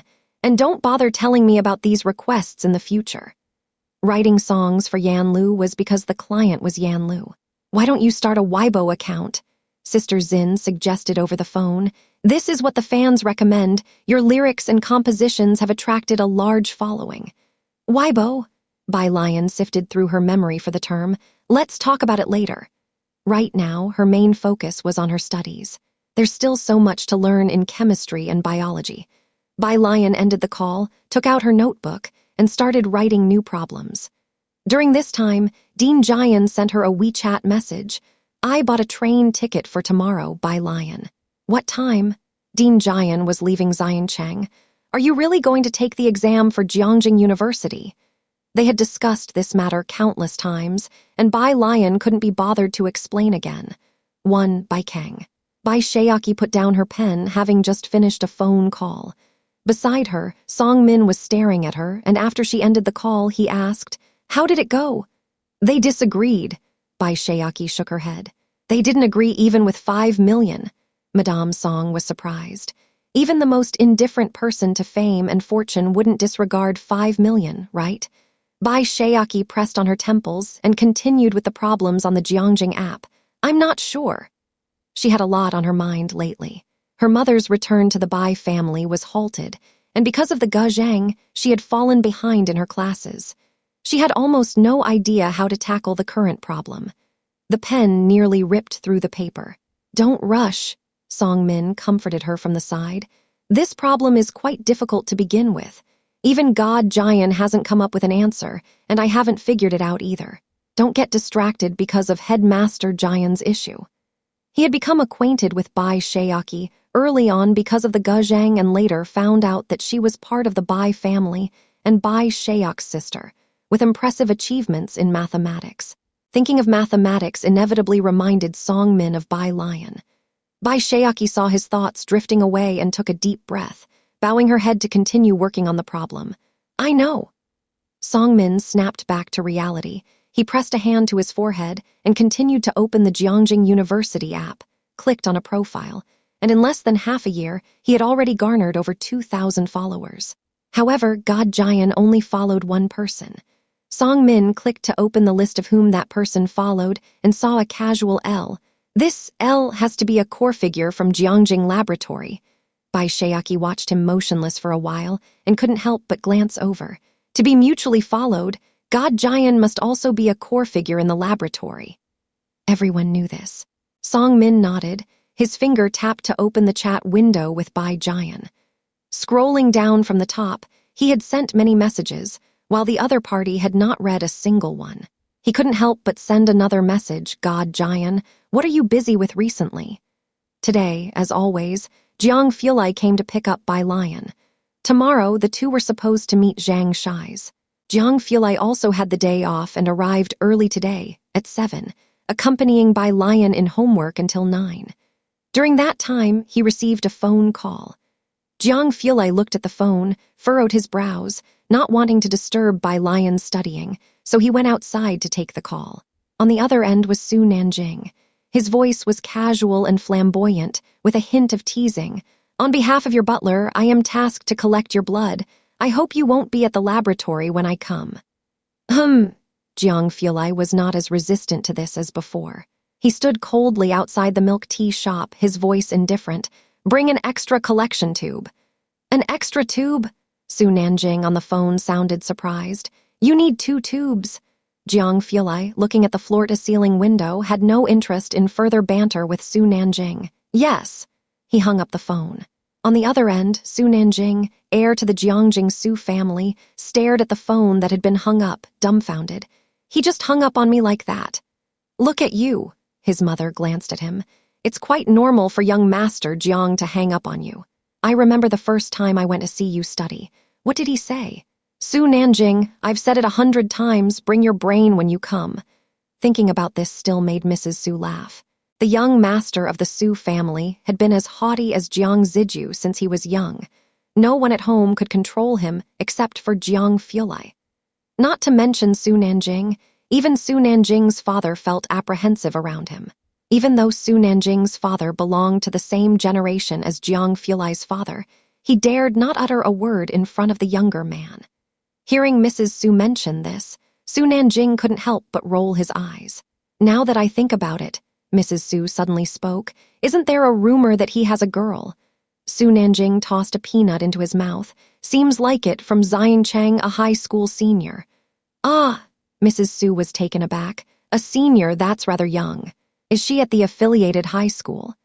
When it comes to high schools in Jiangjing, the affiliated high school was the top institution with half of Jiangjing University's students hailing from there. So naturally, Mrs. Su would assume that the girl by Jiang Fulai's side was from that school. Su Nanjing gave her a look. She attends high school in Jiangjing. That's where they met. Today is Friday, and early in the morning, Jiang He went to Jai Heng's place along with Director Chen. Jiangjing. Mrs. Su had only recently come across this place. It was trending, but that didn't hide its remoteness on the outskirts. Will she come to Jiangjing in the future? I don't know. Jiang Fulai had kept things so secretive that Su Nanjing had learned of it only through hearsay. It seemed the girl's academic performance was quite ordinary. Passing the entrance exam for Jiangjing University would be a challenge for her. Would Jiang Fulai scold her when teaching her problems? Knowing nothing, Mrs. Su waved her hand in irritation. Remember to take a photo for me. Bring over some practice problems. I don't know what kind of person she is. She was best friends with Jiang Fulai's mother. But what matters are the elders in Jiang family and the Gao family. Mrs. Su sighed. Given the status of the Jiang family, she could understand why Jiang Fulai kept information about the girl's secret. If this child truly came to Jiangjing, she wondered whether the Jiang butler would be able to protect her. The battles between the families in Jiangjing were fraught with danger, truly troublesome. You're worrying too much. She might not even manage to pass the exam. Su Nanjing raised an eyebrow. After hanging up the phone, Jiang Fulai returned to Bai Lian. Today is Friday, and early in the morning, Jiang He went to Jai Heng's place along with Director Chen. At 9, Jiang Fulai took Bai Lian back. I've given the practice problems to the principal. Although Jiang Fulai had said that she could do as she pleased, Bai Lian still told him, sitting in the passenger seat and fastening the seat belt. Jiang Fulai tapped his fingers on the steering wheel, dressed in a white shirt today, glanced sideways as she buckled up, and said casually, You may give them to whoever you want. The car slowly made its way towards Purist Street. Jiang Fulai got out of the car and escorted her inside. Stopping at the same bend as last night, Bai Lian paused there. Whenever Jiang Fulai escorted her, she would stop here and watch him leave first. Today, however, he just stood there silently without leaving. Bai Lian raised an eyebrow. What's up? Going to take Jiang He back with you? No. Jiang Fulai's figure was shrouded in shadows cast by the solar lights. His cold, distant features lowered. He softly said, I didn't get a hug today. 162 Affection, looking for first shift. The light was dim, and the only shadows cast on the wall were those swaying from the phoenix trees in the neighboring yard. Jiang Fulai slightly lowered his head, his voice still carrying its usual coolness at the end. A gentle breeze rustled through the treetops, and occasionally, snippets of conversation would drift over from the courtyard not too far away. He gently pulled Bai Lian toward him, embracing her lightly. His gaze swept past the black tips of her hair, the wooden hairpin shimmering slightly in the lamplight, and her slender, fair neck. Only this time, he rested his chin on Bai Lian's shoulder. He gently rubbed it against her shoulder. Down the alley, there was just a faint whiff of cool mint in the air, creating an atmosphere that was quiet yet somehow restless. All right, he let go, stepped back, and watched her for a moment, his shallow, pretty phoenix eyes bending ever so slightly. Good night. In the courtyard, Jai Heng sat on the stone table, drawing design diagrams, while beside him, Jiang He held half an apple in one hand and a puzzle piece in the other, leisurely fitting pieces together. The nearby lamplight stretched their shadows long. Bai Lian opened the door and came in, her voice calm. Grandpa, I'm back. She would always say this to Jai Heng every day when she returned home, and likewise before leaving the house, and Jiangjing would always wait up for her, no matter how late. "There's still tangyuan in the rice cooker," Jiangjing said, looking down at his paper, studying it for a while before finally making a stroke. Bai Lian set her school bag down in her room, served herself a bowl of tangyuan, and while eating, pulled out her phone. A message from Su Weniao. "I asked a friend to find this new question bank for you." Su Weniao. Image. The contents were all biology and chemistry, thanks to Principal Huang's relay. He understood Bai Lian's weaknesses well, and these materials were not easy to come by. Su Weniao. "Shall I send it to your school?" Su Weniao had been to Jiangjing and knew Bai Lian attended Jiangjing No. 1 high school. "Bai Lian, I'll have someone pick it up from you tomorrow." Yan Lu had finished her scenes in Jiangjing and was off to Jiangjing to shoot the last segment, which should take a bit over a month to complete. Now with traditional medicine on the decline, Xiaoqi was very ambitious. Speaking of which, Bai Lian turned to Zun Chun's WeChat, asking her to see Su Weniao the next day. While eating the tangyuan, Bai Lian continued to check her phone nonstop. After watching her for a while, Jiangjing set down his pen, took out his own tobacco pipe, and said, "If you're eating, then don't study. You should balance work and rest." Bai Lian took a sip of soup, looked up, and asked, "Grandpa, what does wave-particle duality of light mean?" Jiangjing. He lowered his head and pried out a piece of the puzzle that Jianghe had just put together, saying sternly, "You got this wrong here." Jianghe still had the apple in his mouth, watching wide-eyed as Jiangjing removed the piece he had just placed, and then forcefully squeezed it into a spot where it didn't belong. Jianghe. Saturday. Su Weniao found some free time to visit the Su family. He happened to run into the hurried Wang director, who had just come back from abroad. Upon seeing Su Weniao, Wang director's face sprouted a bunch of creases with a smile. "Weniao." "Wang director." Su Weniao was very polite to him, but also quite distant. He headed straight for the elevator, leaving Wang director behind, who spit out a paw near the elevator doors. He had business left unfinished abroad, but upon hearing Chen Yi's news, he hurried back. However, the Su family remained tight-lipped about the matter, and he could not pry any information even from the lips of Mrs. Su. Ding! The elevator doors opened, and a middle-aged woman stepped out. "Oh, Wang director." The woman, followed by a secretary, looked spirited and efficient. "You're back from vacation. I'll have a drink with you another time. I need to go report to our old master." Wang director's face darkened. He recognized the woman. She was from the Ma family, the one he had lost a case to before. He had not expected that this time she would seize the opportunity at the wedding banquet, getting to know Shen Min. Watching the woman's retreating figure, his smile twisted unnaturally.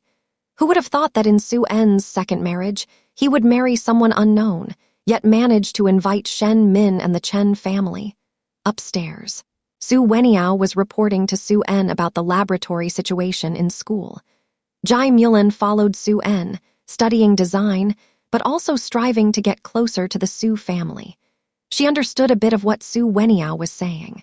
Outside, Mrs. Su, leaning on her cane, entered. She knew that Su Weniao would be coming to Su's today, so she came directly.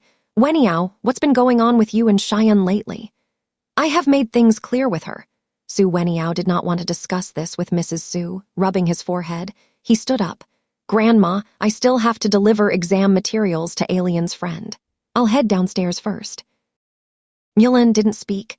Jai Mulin had no say in Su Weniao's business, and Su En always refrained from restraining Su Weniao, something that bothered the elder Mrs. Su greatly. The Qi family was among those she deemed most suitable. The affiliated middle school wasn't one you could simply attend if you wished. The Qi family would expend a great deal of effort to get Bai Lian in. Hearing elder Mrs. Su discussing this matter, Jai Mulin clasped her hands tightly, visibly excited as she quickly turned to Su En. Su En pondered for a moment. "I'll ask Alien." Bai Lian didn't have class today, so the reply came quickly. Seeing the response, Su En wasn't surprised. "Mom, you can tell the Qi family not to bother." "She's not coming." Elder Mrs. Su was very surprised. But she wasn't really concerned about whether Bai Lian would come or not and didn't ask further, only watching Su En. "There aren't many days left until the college entrance exam. You two must take good care of Jiyu." Su Jiu was the hope of the elder Mrs. Su, boasting even better grades than Su Weniao had at the time. A top 3 rank is assured. The Su butler chimed in aptly from the side. May the ancestors bless us. The elder Mrs. Su put down her cane, clasping her hands together, aiming for a national 2nd place. Jai Mulin didn't understand much about the affiliated middle school, but her smile widened when Su Jiu was mentioned. What if she gets the top rank? At the mention of this, elder Mrs. Su gave Jai Mulin a glance, picked up her teacup, took a sip, and remained silent. Taking 1st place in the national exams isn't so easy. The Baikeng top ranker is only around 50th nationally. A 2nd place rank would also be unprecedented for the Su family. Our highest was when young Master Weniao ranked 12th, the butler explained with a smile. This year's top rank will definitely belong to someone from the Liang family. The betting pools have 82% staked on them. Was the Baikeng top ranker really so undervalued? And the Liang family? Betting pools? What are these? Jai Mulin lowered her gaze, yet another realm she hadn't heard of. Downstairs. With cell phone in hand, Su Weniao sent out a location, then waited by the sidewalk. He was dressed in a black wool overcoat, with a white sweater underneath, a gentle complexion, tall with long legs, and a black scarf around his neck. His eyes scanned through the crowd. He had met Bai Lian's friends before. Ning Xiao and Tang Ming both had the air of top students. This one would likely be the same. Soon, his sight landed on a woman in black thigh-high boots, leather pants, a tight sweater, and draped in a long cotton coat with the zipper undone. Frosted fingertips held a cigarette, wavy hair, and fiery red lips, a kind of decadently beautiful. Despite the overt and bright beauty, she gave off a fragile vibe as if she'd shatter with a mere touch. Beside her stood a spirited young man with red hair. Su Weniao hadn't yet connected these two with Bai Lian's friends. It wasn't until the woman stopped in front of him, looked him up and down, pulled out her phone to compare, and then, with a hitch of her lips, said, "You're the friend delivering something to Miss Bai." Su Weniao glanced at her, then nodded. "Yes, Su Weniao." He extended his hand, politely intending to shake hands. Zun Chun glanced at the seal on his bag with Jiangjing University's logo, then at his clean hands, and smiled without raising her hand. By her side, Hong Mao eagerly grasped Su Weniao's hand. "Mr. Su, right, hello. You can just give me the sister's stuff." He took the items meant for Bai Lian. Bai Lian's 2 friends were truly odd. Su Weniao watched the pair walk away. Screech! A red sports car stopped in front of him. Xiaohan stepping out from the driver's seat, removing her sunglasses. "Su Weniao, are you breaking up with me over that woman just now?"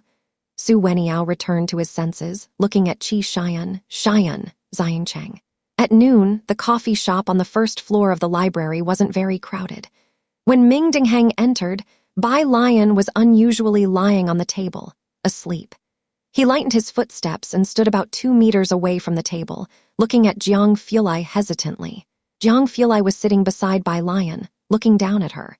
After spotting Ming Dingheng, he gently moved his chair and walked towards him. Ming Dingheng, holding his phone, tried to lower his voice as much as possible. "Mr. Su has arrived in Baikeng. The butler said you shouldn't go to the research base for the next few days." Jiang Fulai stood by the door, his gaze fixed in the direction of Bai Lian. From this angle, he could see her exposed profile.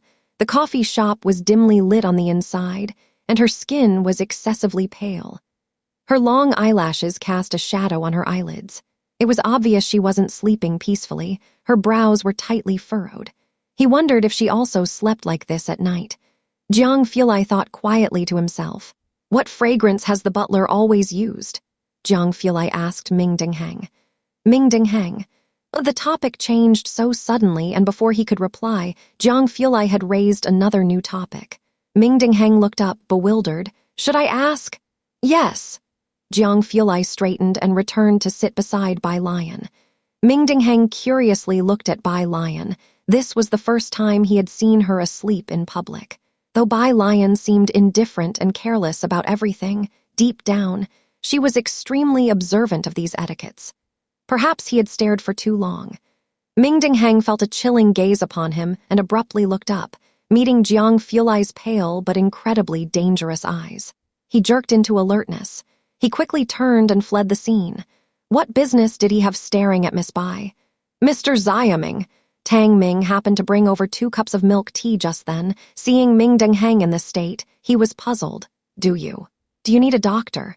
Ming Dingheng wiped the fine sweat from his forehead, expressionless. There's no need. Tang Ming shrugged, and as he turned, he mimicked Ming Dingheng's "there's no need," then muttered softly, "So cool." He went inside, saw that Bai Lian was still asleep, and carefully placed the 2 cups of milk tea beside Jiang Fulai. Bai Lian continued to sleep. Ever since her father and brothers had died, she had hardly had a good night's sleep. Her dreams were full of blood-stained hands crawling out of yellow sand, the faces of her father and brothers dying with their eyes open, the Bai family army all dying in battle, alone and unsupported.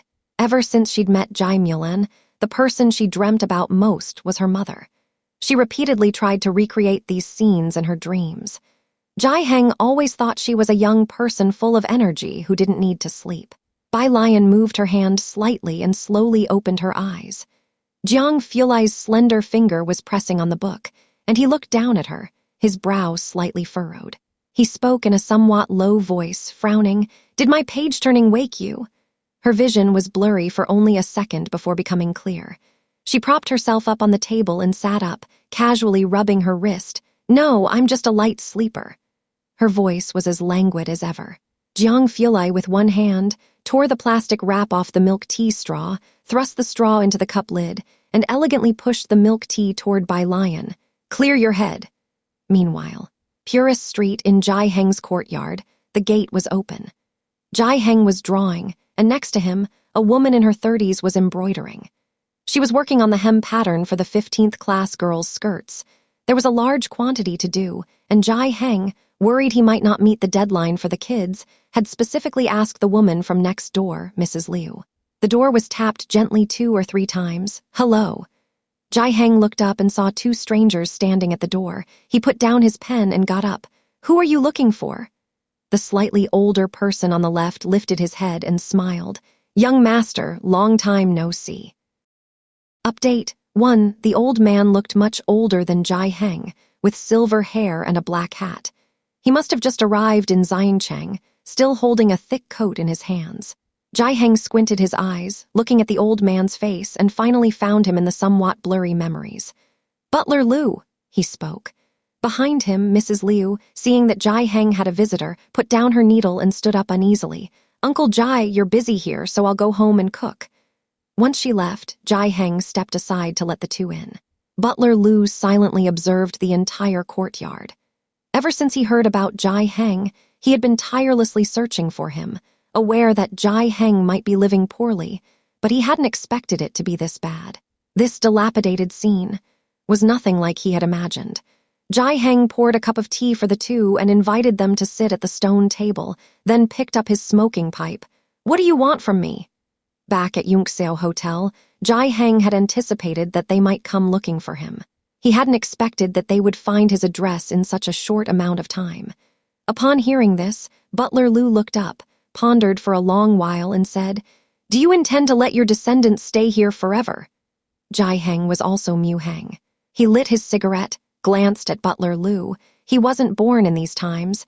His mother was a concubine of the Mu family, and he was the illegitimate eldest young master of the Mu family. Hearing Butler Liu's words, he fell silent. Jai Mulan had escaped Jiangjing for this very reason, while Jai Shaojun and Jai Shaorong had never gone against Jai Heng's wishes, always staying in Jiangjing dutifully. Butler Liu wasn't surprised by his sharpness and slowly said, 16 years ago, there was an experiment lab under the Snow Mountain, and the Mu family had the fortune to join, so the second young master sent the core members, but the mountain collapsed. Jai Heng was taken aback. He hadn't inquired about the Mu family for many years and had thought it was still the same. None returned. "Yes," Butler Liu said with a rueful smile, "it seems. Only one person miraculously survived after being buried for 3 days. As for who it was, that was a secret beyond their clearance. I have 2 sons and a daughter," Jai Heng said quietly, slowly lighting his tobacco, taking a deep drag. "If you can protect them, then go and contact them. You can rest assured about this matter. I will arrange everything. You needn't say more."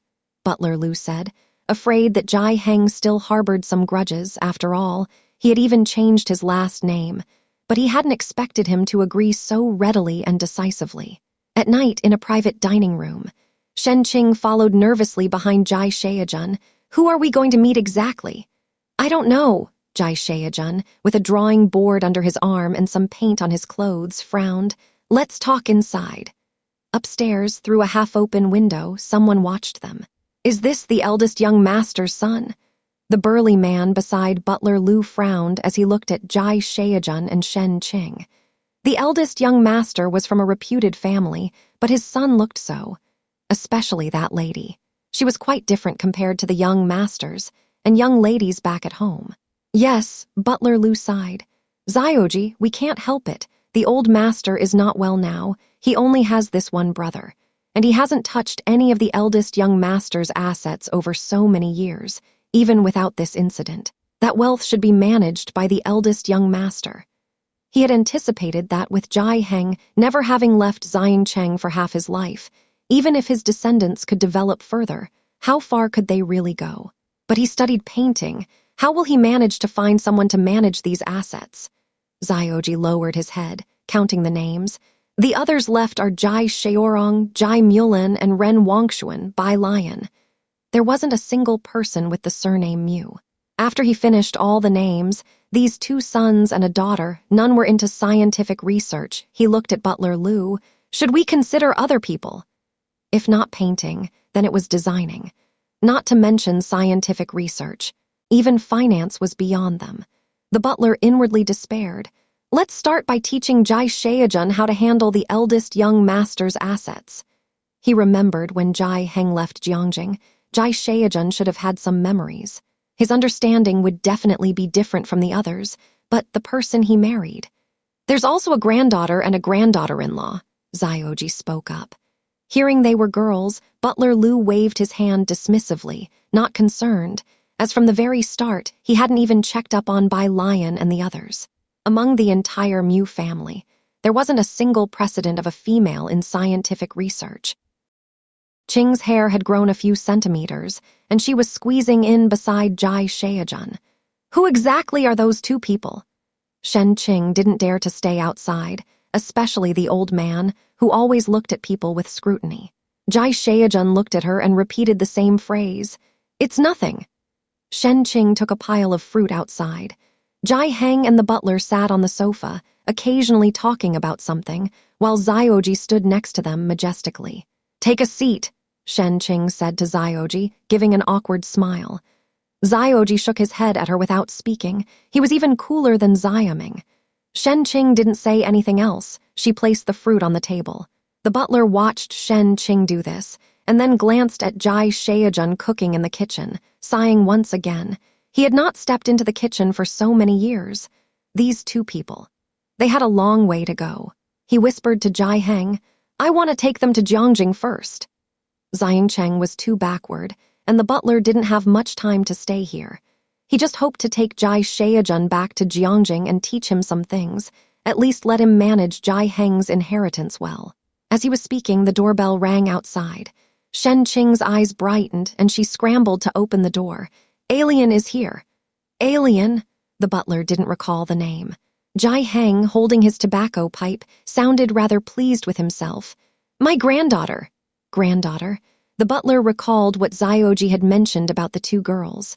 Outside the door, Bai Lian had just returned from the library, holding her cell phone in one hand and her backpack in the other, talking with Jiang Fulai. Jiang Fulai invited her to come over in the afternoon, and by the way, take a look at the laboratory. Bai Lian hadn't visited his small laboratory in a long while, so she didn't refuse. Okay. She pressed the doorbell with the hand carrying her backpack. Jiang Fulai continued speaking leisurely on the other end of the phone. Then you'll have to call me after you've eaten. He specifically urged her, otherwise Bai Lian would just send him a 1. Sure, I'll call. As Bai Lian was speaking, Qing had just opened the door in time to hear what Bai Lian said, and she was taken aback. Call what? Remembering Bai Lian's previous fearless attitude, Qing was shocked and lowered her voice. Alien, don't go getting into fights like that, Boss Lu. Bai Lian. She hung up the phone emphatically and looked up at Shen Qing obediently. Okay. Inside the living room, Xiaoji naturally had heard Shen Qing's words. He glanced at Shen Qing but didn't say anything, his gaze curiously turning to Bai Lian. She was dressed in a white sweatshirt, its collar a brown crossneck embroidered with faux frog closures, a lazy black cat stitched on the left chest, and auspicious patterns on both sleeves. Her jet black hair was entirely coiled up, held by 2 wooden hairpins slantingly inserted at the back of her head. "Grandpa!" Bai Lian lowered her eyes and greeted Jiangjing respectfully. Jiangjing nodded with his tobacco pipe in hand, not introducing the butler to her. If Jiangjing didn't say anything, Bai Lian also wouldn't ask. Seeing Bai Lian's arrival, the butler swallowed the words he was about to say and started chatting idly with Jiangjing. Bai Lian found a spot on the carpet to sit and placed her backpack on the coffee table. She lazily pulled out a chemistry practice book from the unzipped bag and began working on it. Xiaoji and the butler cast a glance after hearing Shen Qing's voice, their eyes catching the title of Bai Lian's book, a basic chemistry textbook. The butler asked Shen Qing a few questions on the side. Shen Qing replied with an embarrassed smile. During the lunch, hardly anyone spoke. Bai Lian sat on her chair, eating with her head bowed. The butler looked at her posture and was quite surprised. He didn't expect that in the entire Jai family, aside from Jiangjing, it was Bai Lian who had mastered the etiquette thoroughly. He was momentarily amazed, but didn't dwell on it too much, as he had already heard that Bai Lian was now living with Jiangjing. That wasn't unexpected then. After the meal, Bai Lian made a call to Jiang before leaving.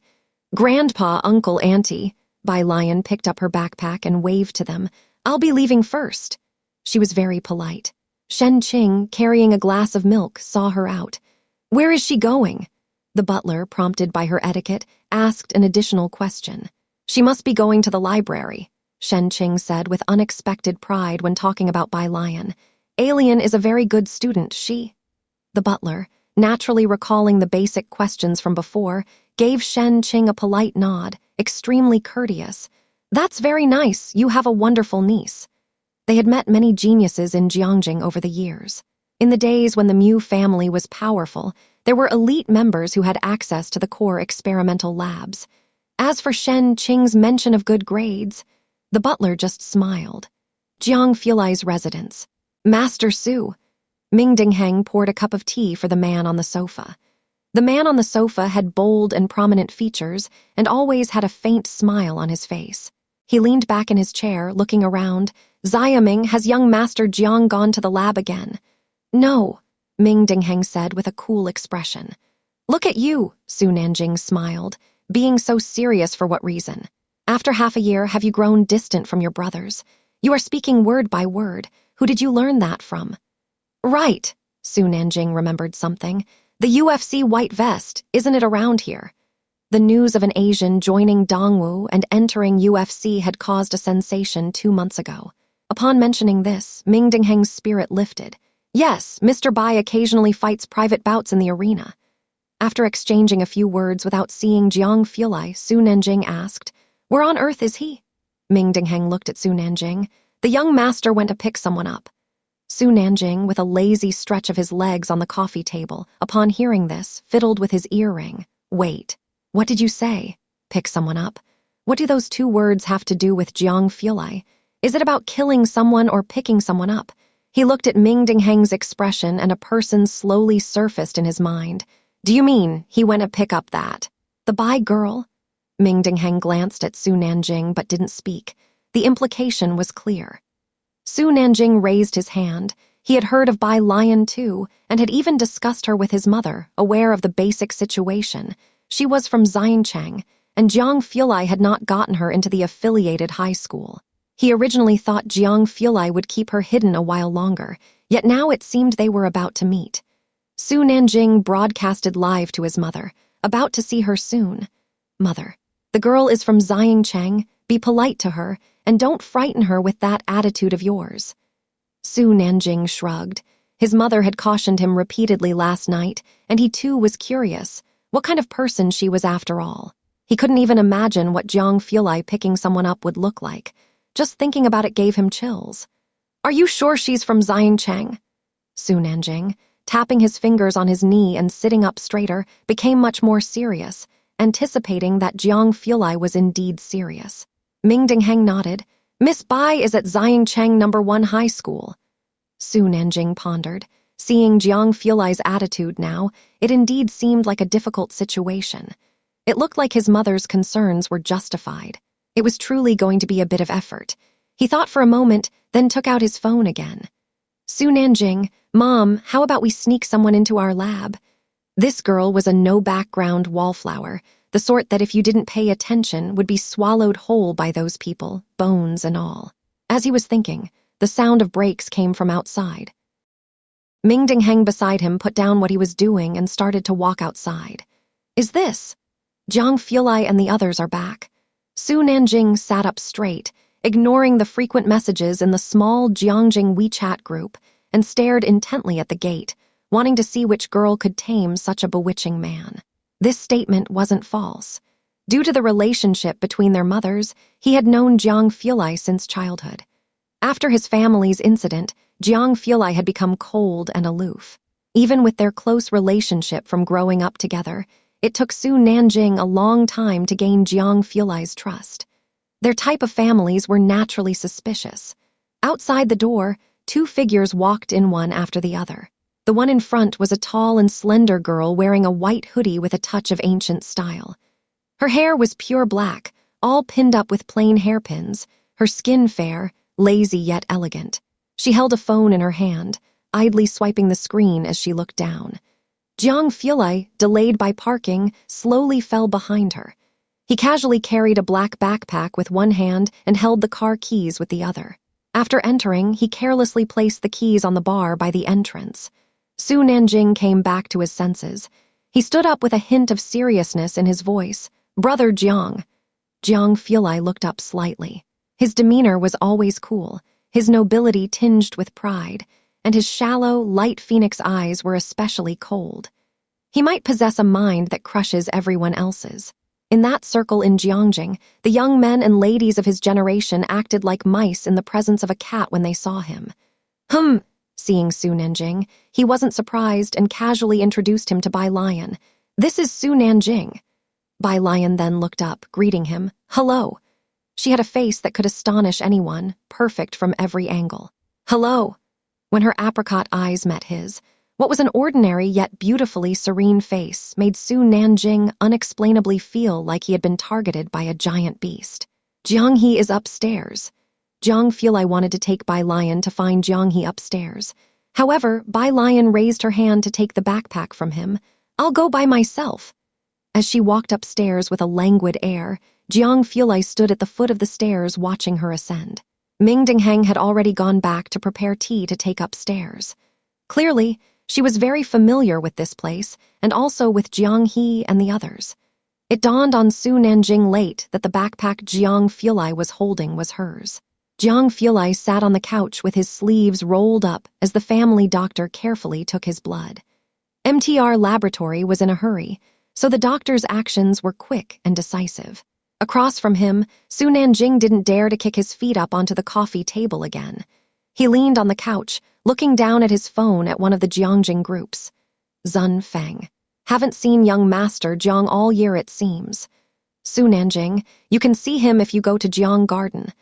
Zun Feng, shocked, I'm waiting for you to take me there. Su Nanjing, can't make it, I'm in Xiangjing. Everyone in the group was a friend of Su Nanjing.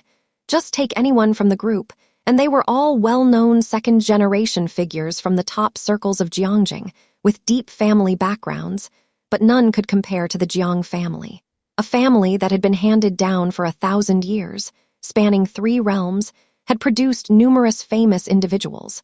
Their influence was something other families could not catch up with. After sending the messages, Su Nanjing turned to send one to his mother. Prayer hands, I dare not take a photo. Not at all, I'm planning to stay in Xiangjing for a while longer. Then, he sent another message to the small 4-person group. PandaShock.jpg, when the doctor finished drawing blood and had another empty tube in hand, he hesitated slightly. Young Master Jiang, should we take another tube? Su Nanjing snapped back to reality. remembering that the butler had given him 2 tubes. He sat up and looked towards Jiang Fulei. Jiang Fulei, with his long fingers carelessly pressing down on his arm, casually threw away the swab after waiting a moment and leisurely rolled down his sleeve. "Just take mine," he said, holding out his hand for the blood tube, then got up and walked upstairs. After Jiang Fulei went upstairs, Su Nanjing grabbed Ming Dingheng and sternly interrogated him about Bai Lian. "He was carrying Miss Bai's backpack just now, wasn't he?" Ming Dingheng, not a man of many words, gave Su Nanjing a name, Bai Lian. Having just met Bai Lian, his curiosity deepened even more. Su Nanjing a look that said, "You're really dumb, and what's so surprising about that?" Jiang He's room. His desk was too small, so when Jiang Fulei entered, Bai Lian casually sat on his carpet, flipping through the review in her hand, getting ready to head to the lab later.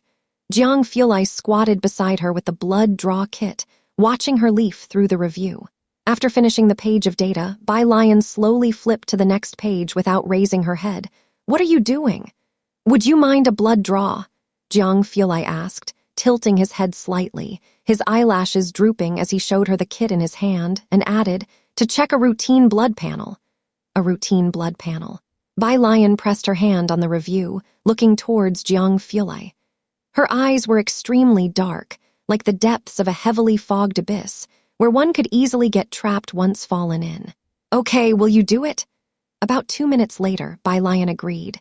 Jiang Fulei nodded.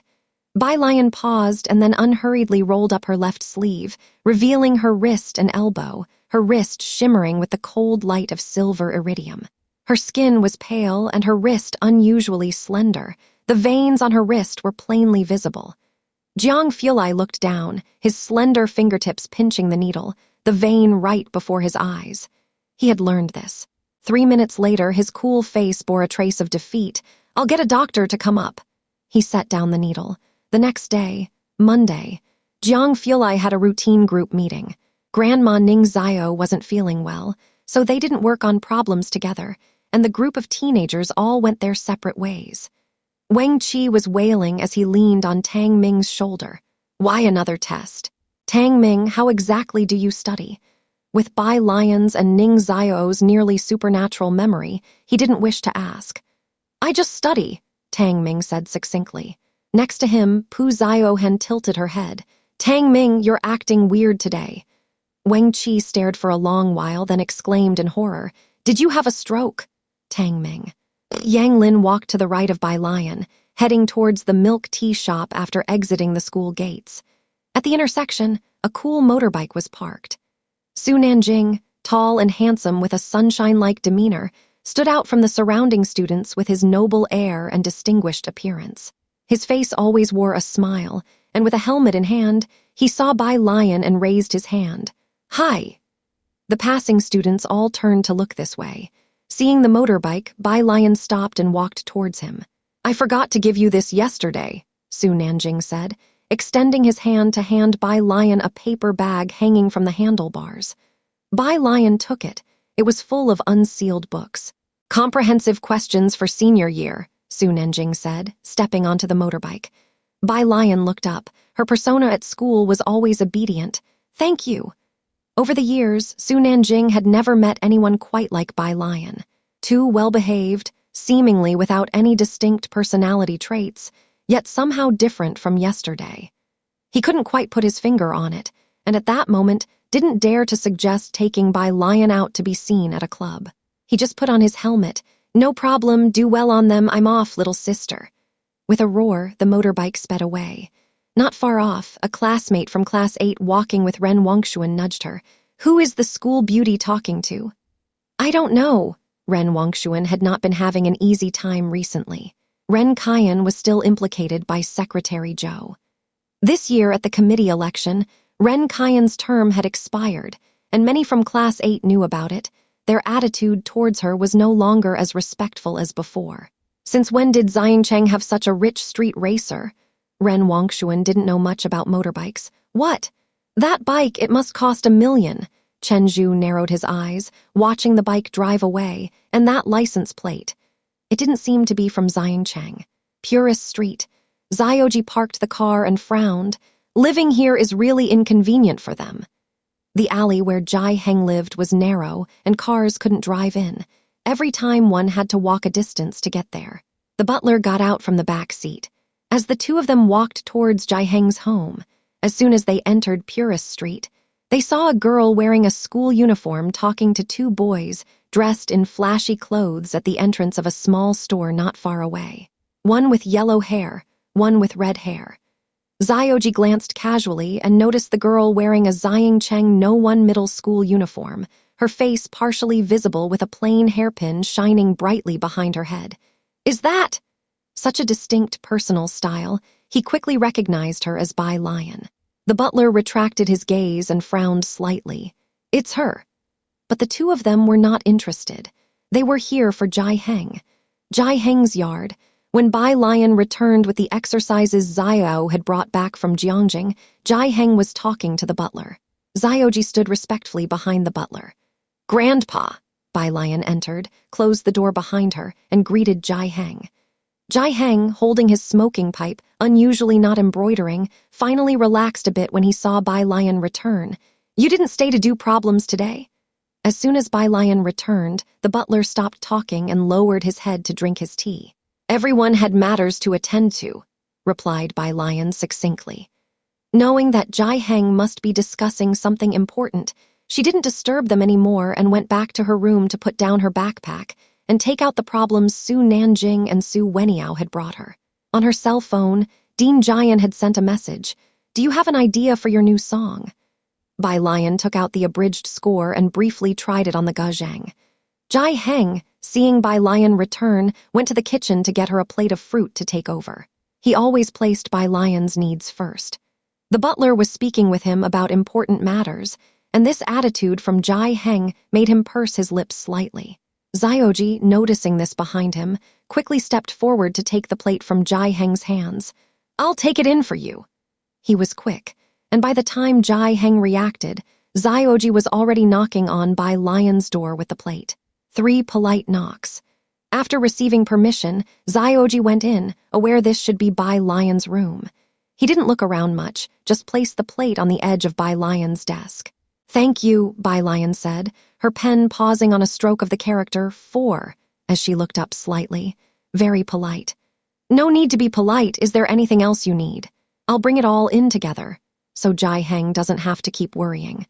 As Xiaoji spoke, his gaze swept over the items on her desk. Bai Lian's desk was cluttered with many items, yet everything was neatly arranged. A blue crystal glass bottle, a silver pendulum, a Guzheng beside them, and even 3 lighters scattered in a corner. To the left were piles of white paper books. Xiaoji guessed they might be the novels that middle school students liked, with the covers ripped off by her. Further down, Bai Lian held a pen, writing something akin to the 4 great standards, something that seemed like numbers but wasn't quite. He didn't understand what she was doing and didn't figure it out. Bai Lian lowered her head and finished writing the small character 4. No, that's all. All right. Xiaoji retracted his gaze and left, closing the door behind him. He silently thought that the 45 she wrote was quite neat, although Shen Qing always said her niece was very diligent in her studies. He couldn't see that now. I am going to take your eldest son back to Jiangjing, the butler continued the earlier conversation. The conditions here are not suitable, and we need him to change his surname back to Mu. Jiangjing struck a match, lit his cigarette, and flicked his hand to extinguish the flame. What about his safety? That was his only concern.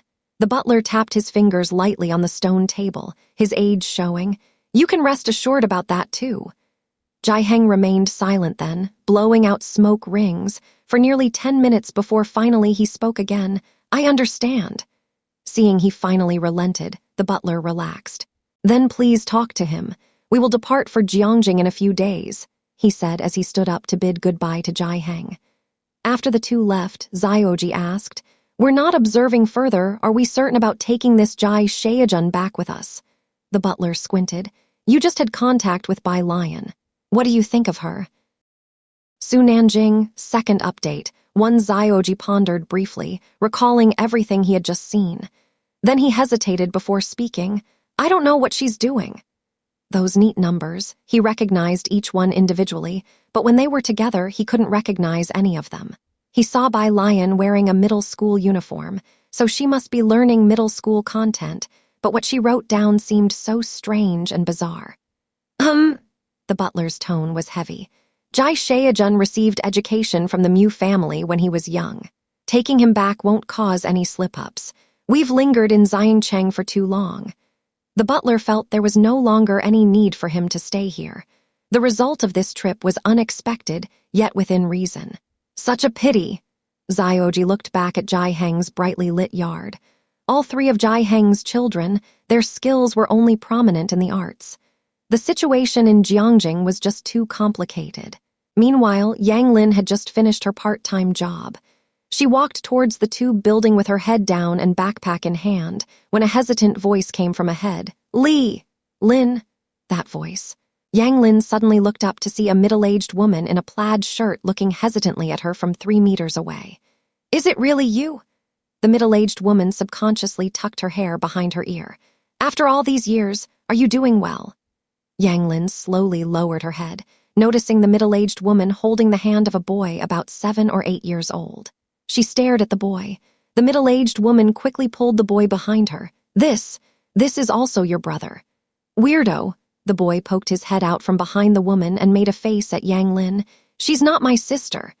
Yang Lin's pitch-black eyes stared from behind her thick hair at the pair in front of her. Why are you two walking so fast? A man's thick voice sounded. The boy ran towards him. Dad! Ah, my precious son! Yang Lin didn't look at the woman again and started walking forward. Soon, a conversation could be heard behind her. Is that your ex-husband's daughter? Look, we just moved back and there's no space for her at our place. You're not thinking of bringing her back for me to take care of, are you? The man's voice was wary. The woman spoke meekly. I didn't think that. Well, you'd better not. With a father like that, she can't be much good. Don't even think about letting her come to our house. What if she spoils Shanshan and Tianbao? Yang Lin quickened her pace and soon returned to the tube building. The stairs were cluttered with a pile of junk and trash. 4th floor. On the right, an old lady gently opened a door a crack and whispered to her, Your father seems to have come back.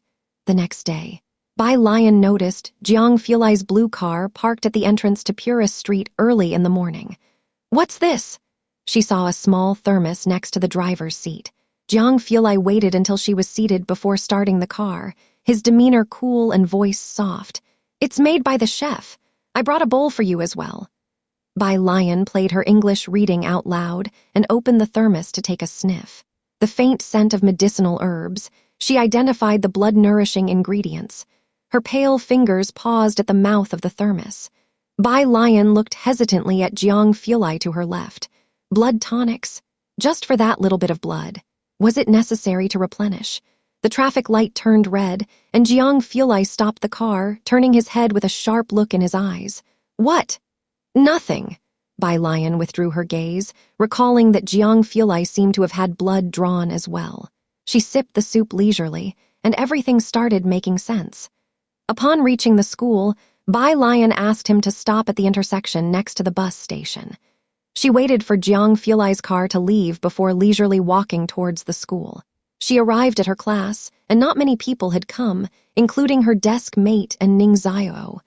Bai Lian put down her backpack and sat down on the chair, noting that her phone was lit up inside the bag. She picked it up to check. It was a message from Xiao about someone who lived below Yang Lin. Her father is back, 6 o'clock in the afternoon. Tick-tock! In the pitch-black bathroom, Yang Lin slowly regained consciousness, her eyes a bit blurry. The bathroom door wasn't tightly closed. She could see the faint light outside and hear Yang Jianping on a phone call. What? 30,000? Wasn't it 30,000 7 years ago? All right then, come and pick up the person right away. Yang Lin suddenly became fully alert. 30,000? Pick up the person. She opened her eyes, steadied herself on the wash basin, and slowly stood up, supporting her entire body's strength to walk outside. Outside, the place was in disarray. Yang Jianping finished the call, and seeing her coming out, he crushed a beer can. What about your homeroom teacher? Isn't she always sponsoring you? Why not ask her for living expenses? Sunanjing, second update, Yang Lin suddenly laughed. She spoke with a hoarse voice. Don't go looking for Teacher Lu. I still have 2,000 in my card. I'll withdraw it for you. Hurry up and go. Yang Jianping slammed the beer can onto her head, looking at her emotionless face. The excitement in his eyes, fueled by alcohol, began to spread. You're a monster too. Not even capable of crying. Yang Lin lowered her head, gazing at the lily crushed under Yang Jianping's foot. It was her lily, she thought. Auntie Zhang always saved the best for her, and now it was being trampled underfoot. With her head covered in fresh blood, she slowly opened the door and went out. Across the way, the old lady cracked her door open to watch her, opened her mouth as if to say something, but in the end, she didn't. Yang Lin took back her gaze, knowing what the old lady wanted to say. Everything will be better when you grow up. That's what everyone kept telling her. When she was 9, that's what the police told her. But how old did one have to be considered grown up? She made her way slowly down the stairs. She was now 19 years old. She had been looking forward to growing up since she was 5. Was 19 grown up enough? But why couldn't she see the end of the road? She had walked so far, endured so much suffering, never been afraid. She was only afraid she wouldn't reach the end of this road.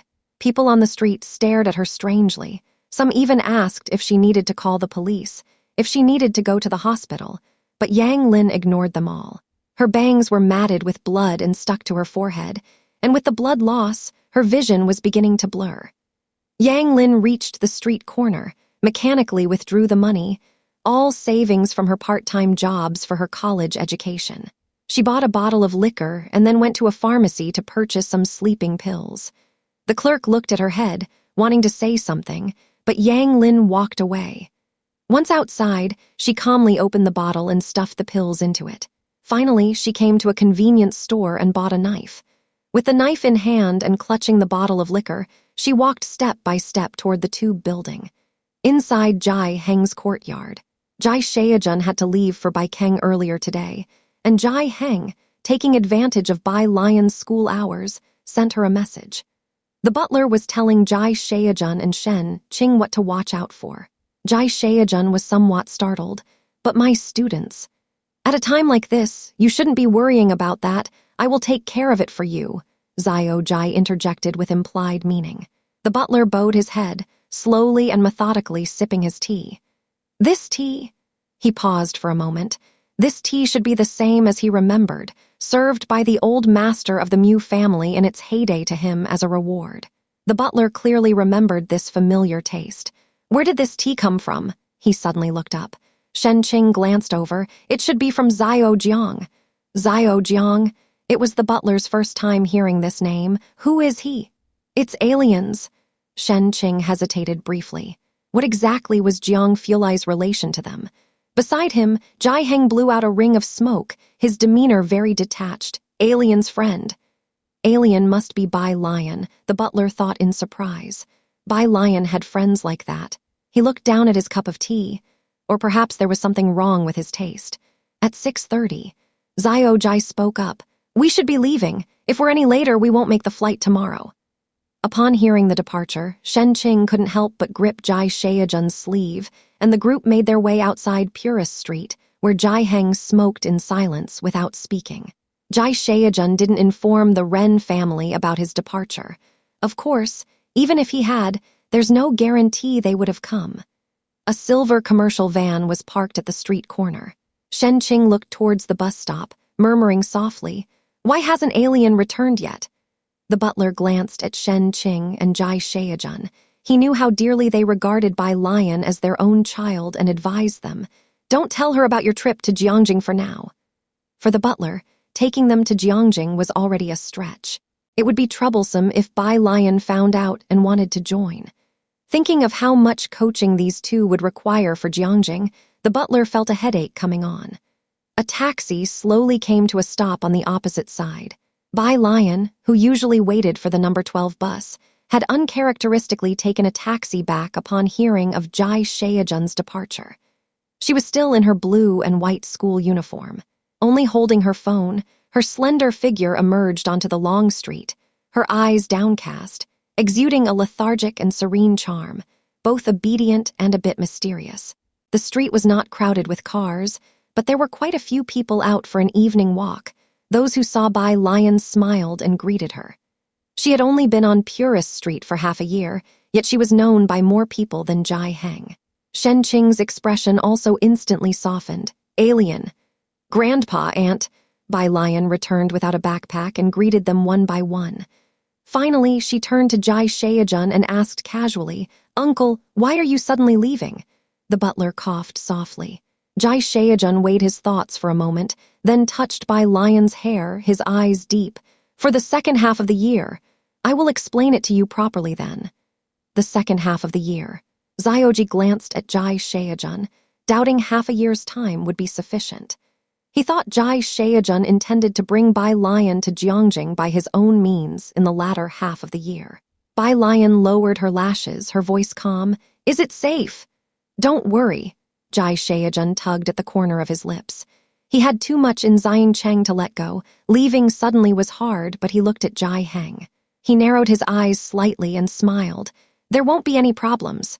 "We should go," Xiaoji reminded politely. The group boarded the vehicle.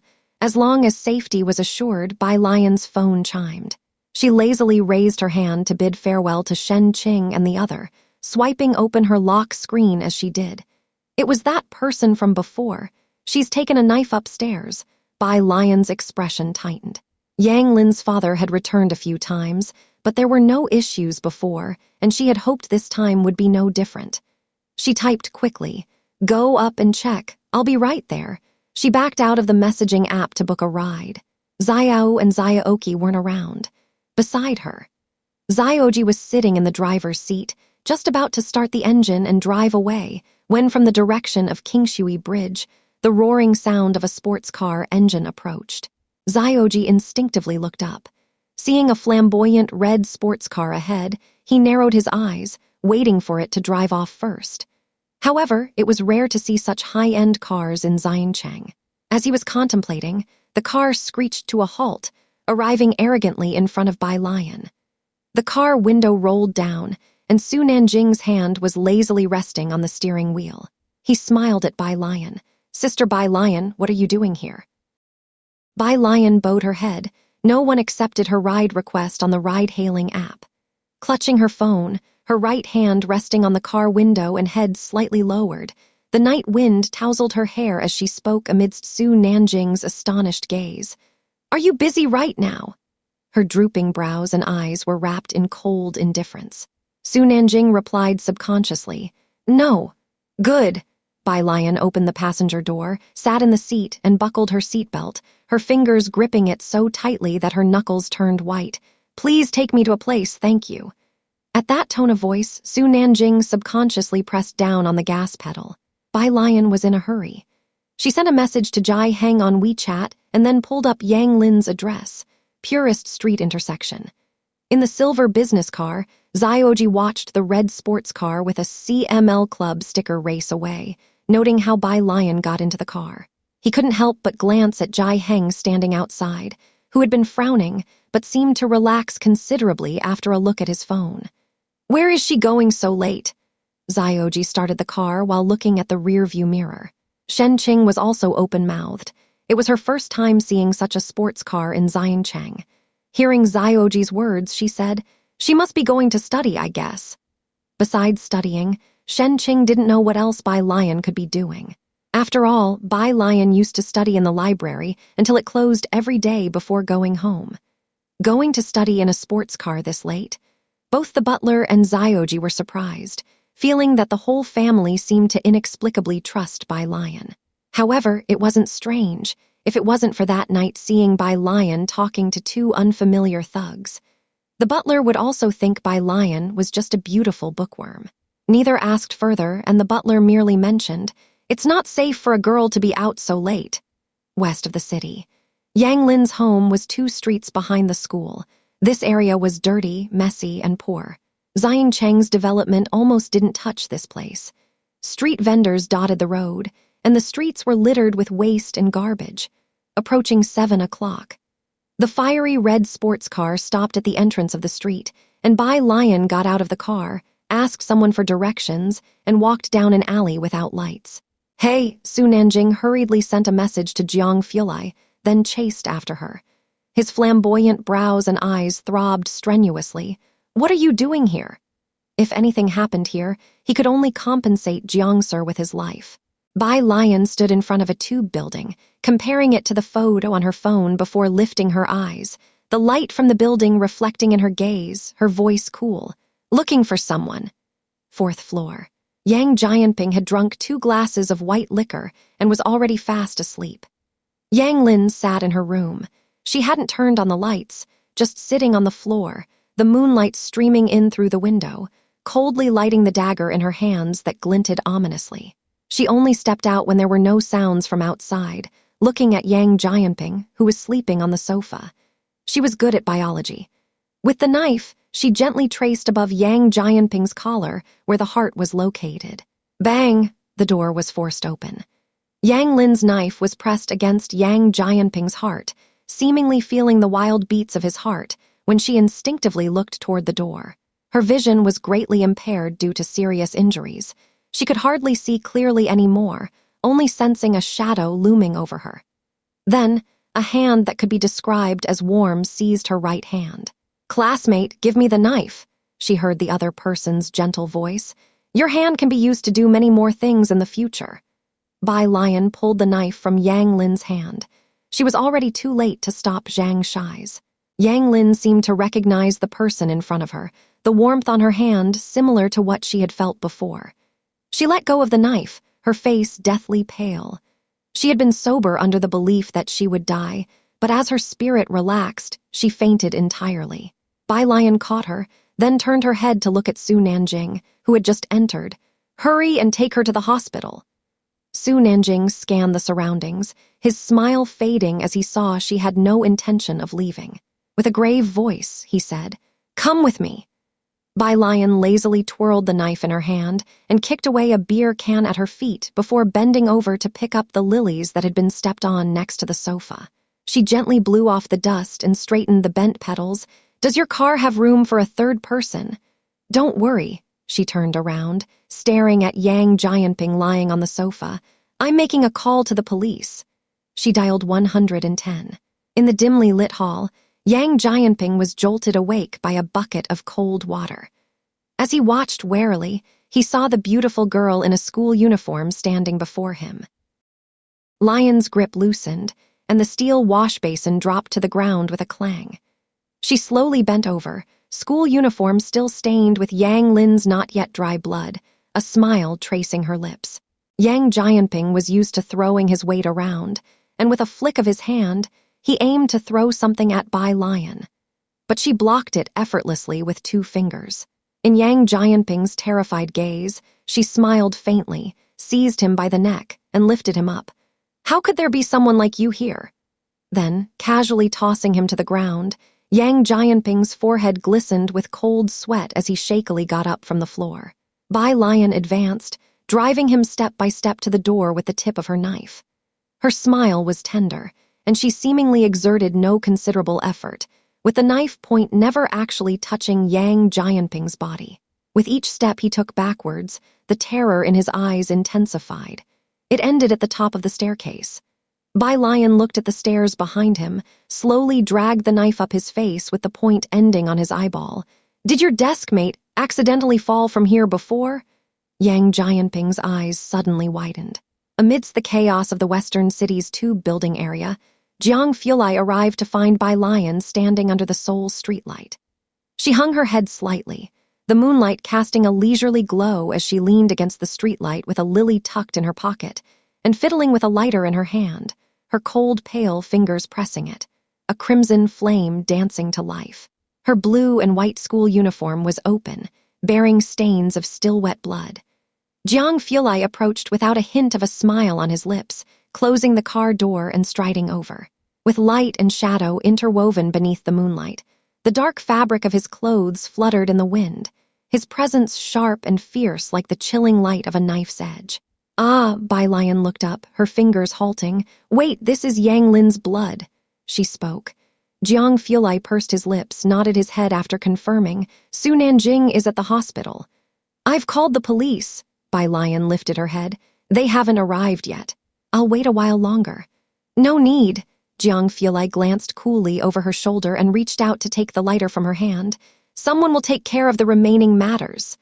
Bai Lian stared at her lighter. Oh, she uttered. Jiangjing's best hospital was somewhat far from where Yang Lin was. Crossing the ring road and then through Wallow Avenue, luckily there was no traffic jam at this hour. When Bai Lian and Jiang arrived, the young master of the Jiang family was getting scolded by the attending physician. She's malnourished and got such severe injuries, yet you didn't bring her in time. We almost couldn't save her. No one had ever scolded the esteemed young master like that, apart from Jiang. He clenched his cigarette, glanced at the emergency room with a laugh he remembered. Bai Lian was negotiating with the doctors.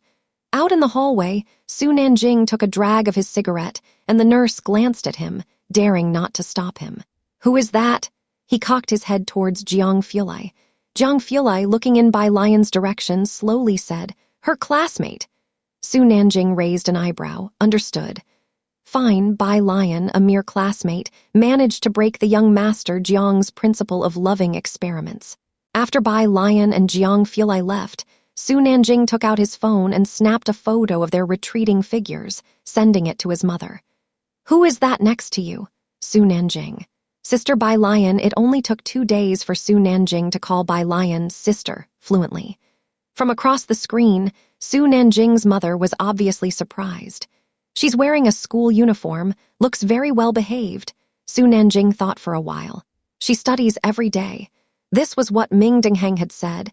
He mentioned he had never seen someone who loved studying more than Bai Lian. Su Nanjing arranged for a caregiver to look after Yang Lin. Yang Lin didn't wake up until the afternoon of the next day. Su Nanjing booked a private room with its own reception area. When Bai Lian arrived, he was sitting in the outside living room, holding a piece of paper, leg resting on the coffee table, with the deputy director by his side. How did you fall down the stairs? Su Nanjing gave the deputy director a polite smile. Do you need me to reenact it, or are you suspecting me? The deputy director wiped the sweat from his forehead. This young master looked friendly, but dealing with him felt even more pressured than dealing with Chief Chen. Not at all, he laughed nervously. Yang Jianping had a history of previous occurrences, and now he was also suspected of human trafficking, so the deputy was just following up as a matter of routine. People are still blatantly human trafficking these days. Su Nanjing tossed the paper onto the table, having always been bold and brash. What has Chen Yangkun been doing for the past half a year? This continued until Bai Lian entered. Su Nanjing put away his half-amused expression, looked up, gave Bai Lian a smile, and also greeted Pu Xiaohan, who was with her. Your classmate is so cool, didn't say a word, didn't eat anything, Su Nanjing concluded with a slight frown. There might be some psychological issue. His attitude towards Bai Lian had always been approachable, not making people feel distant. Su Nanjing lowered his head and saw the papers that Bai Lian was holding, on which he could see the logo of Jiangjing No 1 Middle School. This is exam paper questions from the school, Bai Lian answered deliberately. I brought them for her. Su Nanjing. Who brings this kind of specialty to see a patient? The deputy director beside them wiped away sweat, finally feeling relieved. What kind of people are they in Jiangjing? He raised his head and glanced over, recognizing Bai Lian when his eyes landed on her face, the girl from last time. The deputy director quickly lowered his head. After Bai Lian entered, Yang Lin still had her eyes closed, but when she heard Bai Lian's voice, her eyelashes trembled and she opened her eyes. She lay on the hospital bed with most of her head wrapped in gauze.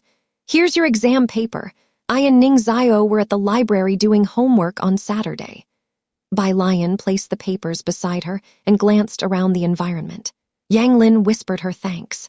Su Nanjing crossed his arms and leaned against the door, with raised eyebrows thinking, this girl's silence is selective. Of course, he didn't know that Yang Lin was even more notoriously unapproachable than Ning Zio in Jiangjing No 1 Middle School.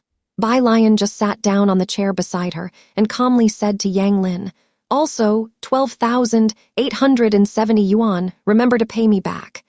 Yang Lin smiled gently and said softly, "Okay."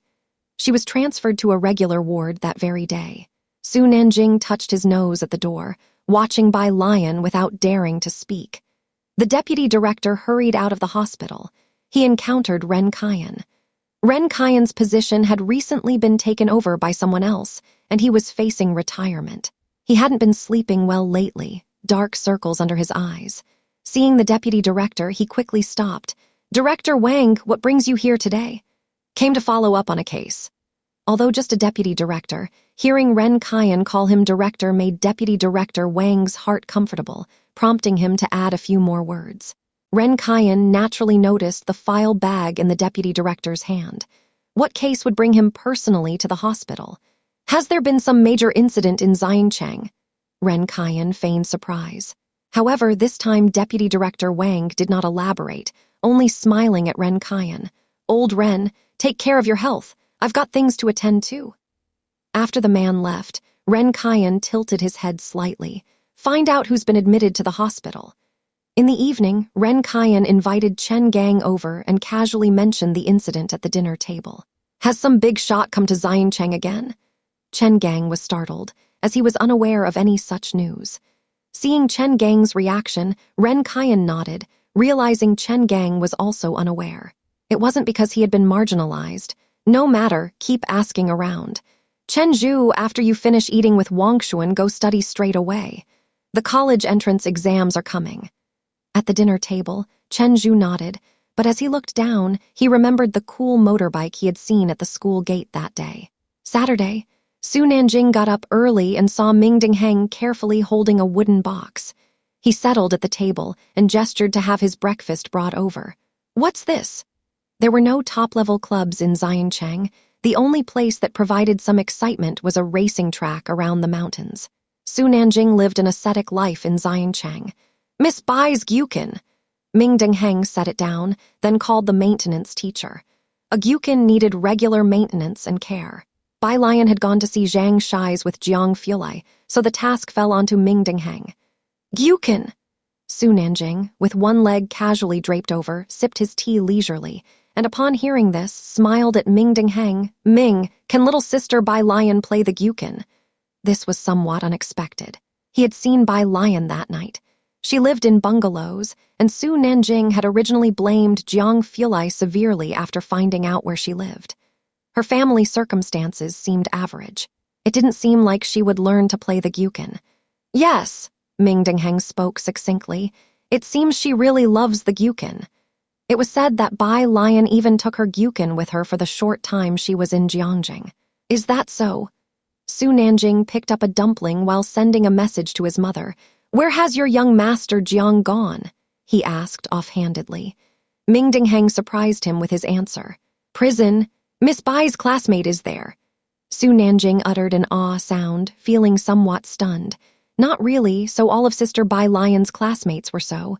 Explosive. One wanted to wield a knife in a fight, and another was already in prison. She was such a good student. How did she come to have such classmates? Su Nanjing was utterly perplexed. Jiangjing. The class differences in Jiangjing were very pronounced, and navigating the social strata was difficult without backing or ability. Upon receiving Su Nanjing's message, Su's mother mulled it over gyukin. She set down her teacup and rose. "Go ask if old Master Chen has any time recently." The butler put down his watering can and retreated softly. It was well known that old Master Chen was aged and in poor health, but he kept his passion for calligraphy and the gyukin, yet none of the Chen family had the talent for these arts. Su's mother, whose own mother had been an opera singer, also graduated from the Jiangjing Music Academy. During a visit to meet old Master Chen, at the Chen residence, she had once seen Principal Jian, aware that old Master Chen respected him as a friend. The Su and Jiang families had good relations. Everyone knew that Su Nanjing was a brother to Jiang Fulai, and without knowing Su mother's specific request, old Master Chen did not reject her outright. Old Master Chen held Principal Jian in high esteem. He knew that if he mentioned it, Principal Jian would not refuse him anything, as he had owed Principal Jian a great debt of gratitude. So he gave Su's mother Principal Jian's contact information. In the residential area of the Jiangjing Music Academy, Jian Zhangyu had not been awake for long. His room played soft music, and his personal phone had a new friend request early in the morning. He didn't add many people on his private number usually. He looked down. "Hello, Principal Jian, this is Gao Yan." The other party had added him through old Master Chen's shared contact card, and Jian Zhangyu accepted the request. "Gao Yan, Principal Jian, I have a junior who is very fond of the Gyukin. Could you find some time to give her some guidance when she comes to Jiangjing in the future?" Jiang wants to take Alien as his goddaughter. Second update. 1. Gao Yan sent the message and patiently waited for a reply. In Jiangjing, the Guzheng is very popular, and Jian Zhangyu might not be as influential as the president of Jiangjing University, but he had won the respect of many people. Getting an audience with him in Jiangjing could be difficult. Even members of the Chen family who had never learned Guzheng found it hard to meet him, and only the old Master Chen had taken Chen Baixuan to meet Dean Jian. Dean Jian had 3 students, 2 of whom Gao Yan didn't know. But one of them, Gao Yan, was very familiar with by reputation, Leng Xiu, the talented woman of Jiangjing, once as famous as the prodigy Jiang Ziju throughout Xinjiang district. However, in the past 2 years, Jiangjing hadn't produced any other startlingly brilliant individuals. Gao Yan thought a lot. She and Jiang Fulai's mother had grown up together since childhood, and their affection for each other was deep. Love me, love my dog. Just seeing Bai Lian's silhouette made her feel her sisters would definitely like it. She couldn't intervene in Jiang Fulai's affairs, but she had to make sure to arrange everything properly for Bai Lian. As she thought, she sent another message to Su Nanjing. "Do you think she would agree if I asked to adopt her as my goddaughter?" Gao Yan and her father both liked daughters very much, and although their branch of the family did not get along with Su family's second uncle's branch, Gao Yan really coveted the daughter of the second uncle's family. While pondering over this, Jian Zhangyu's reply came back. Gao Yan quickly looked down to read it. "Dean Jian, it's possible." After meeting with Zhang Shi's, Bai Lian went to the library to do homework. Jiang Fulai lazily followed behind her carrying a laptop. The library, the queue for doing homework, was increasingly large today. Aside from Jianji, there was also Yang Lin, who had a bandaged head. Jianji carefully asked, "Classmate, are you sure you can do homework in this condition?" Yang Lin simply swallowed a handful of medicine, without saying a word. Pu Xiaohan sat down next to Yang Lin and swatted Jianji away with a slap. "Mind your own business, what are you looking at?" She bared her teeth. Jianji and Tang Ming quietly complained about how Pu Xiaohan had become so fierce. Tang Ming just grunted a sound, very coldly. Jianji suddenly felt a bit confused, not understanding how this small group had become so unfamiliar after just a few days of absence. It wasn't until Jiang Fulai arrived that the familiar chill and breathlessness touched Jianji, who was quite moved for a moment. The library had a long row of seats, and they sat in the last row by the windows, with the 3 innermost seats reserved for Bai Lian and Jiang He. Bai Lian sat in the middle. Jiang Fulai took the seat by the window, and the remaining seat was Jiang He's. Jiang Fulai extended his hand to place the laptop in front of him, flipped it open, his slender fingers casually tapping the document library as he started browsing through the submitted reports, his mood peaceful. Occasionally, he would open WeChat to reply to a few questions. Until, partway through, a message from Su Nanjing came, saying he had brought Jiang He over. Today, since Ming Dingheng was waiting for the Guzheng maintenance, the task of delivering Jiang He was given to Su Nanjing. Opposite the library, Su Nanjing was wearing a white t-shirt with a casual baseball jacket over it, holding a cigarette in his hand, watching Jiang He squatting beside a lamppost with resignation. By his side stood a man dressed in a satin shirt, holding a phone, his features deep. "Bingwen," Su Nanjing took a drag of his cigarette and shook his head. "You should know I can't get involved in this matter. You could go to Chen Yangkun or Sister Baixuan instead." While speaking, he was also messaging Jiang Fulai. Jiang He was the only person among Su Nanjing's and Jiang Ziju's circle whom he couldn't handle. Xiao Bingwen nodded, expressing understanding. His gaze turned towards Jiang He under the street lamp. "With him here, isn't Jiang Jr.?" The Xiao family had cooperation with the Su family. Everyone in the circle knew each other, and Su Nanjing and Xiao Bingwen shared a good relationship. Both were part of the group, and Xiao Bingwen had come to seek him out after hearing he was in Xiancheng.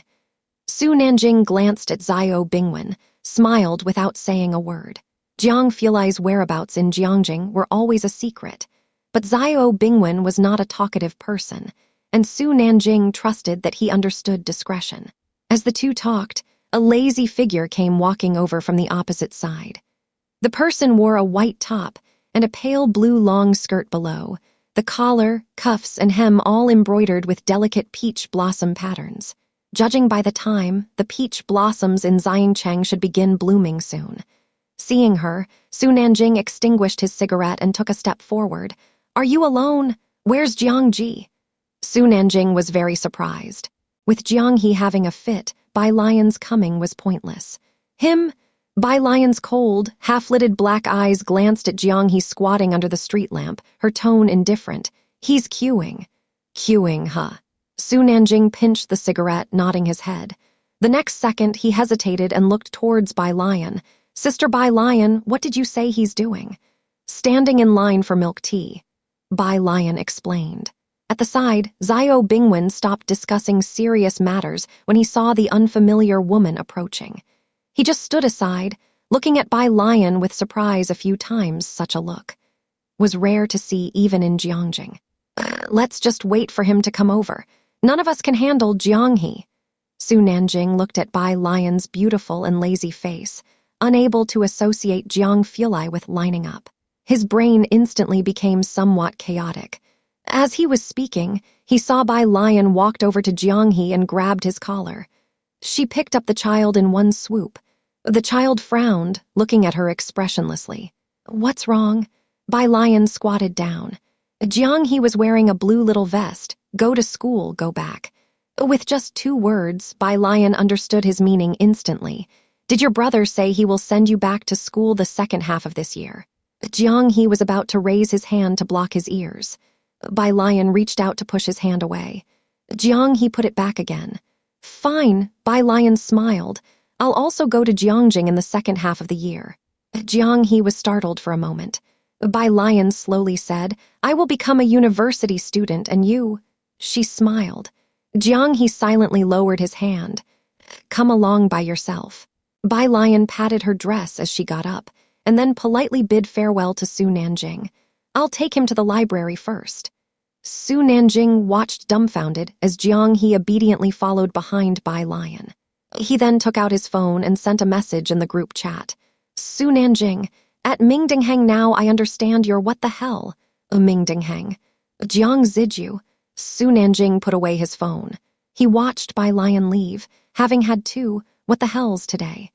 Once the others left, Xiao Bingwen still gazed in the direction where Bai Lian had departed. "She is." Xiao Bingwen could tell from just now that the brother Jiang Su Nanjing had mentioned was Jiang Fulai, and that girl was just with Jiang Fulai.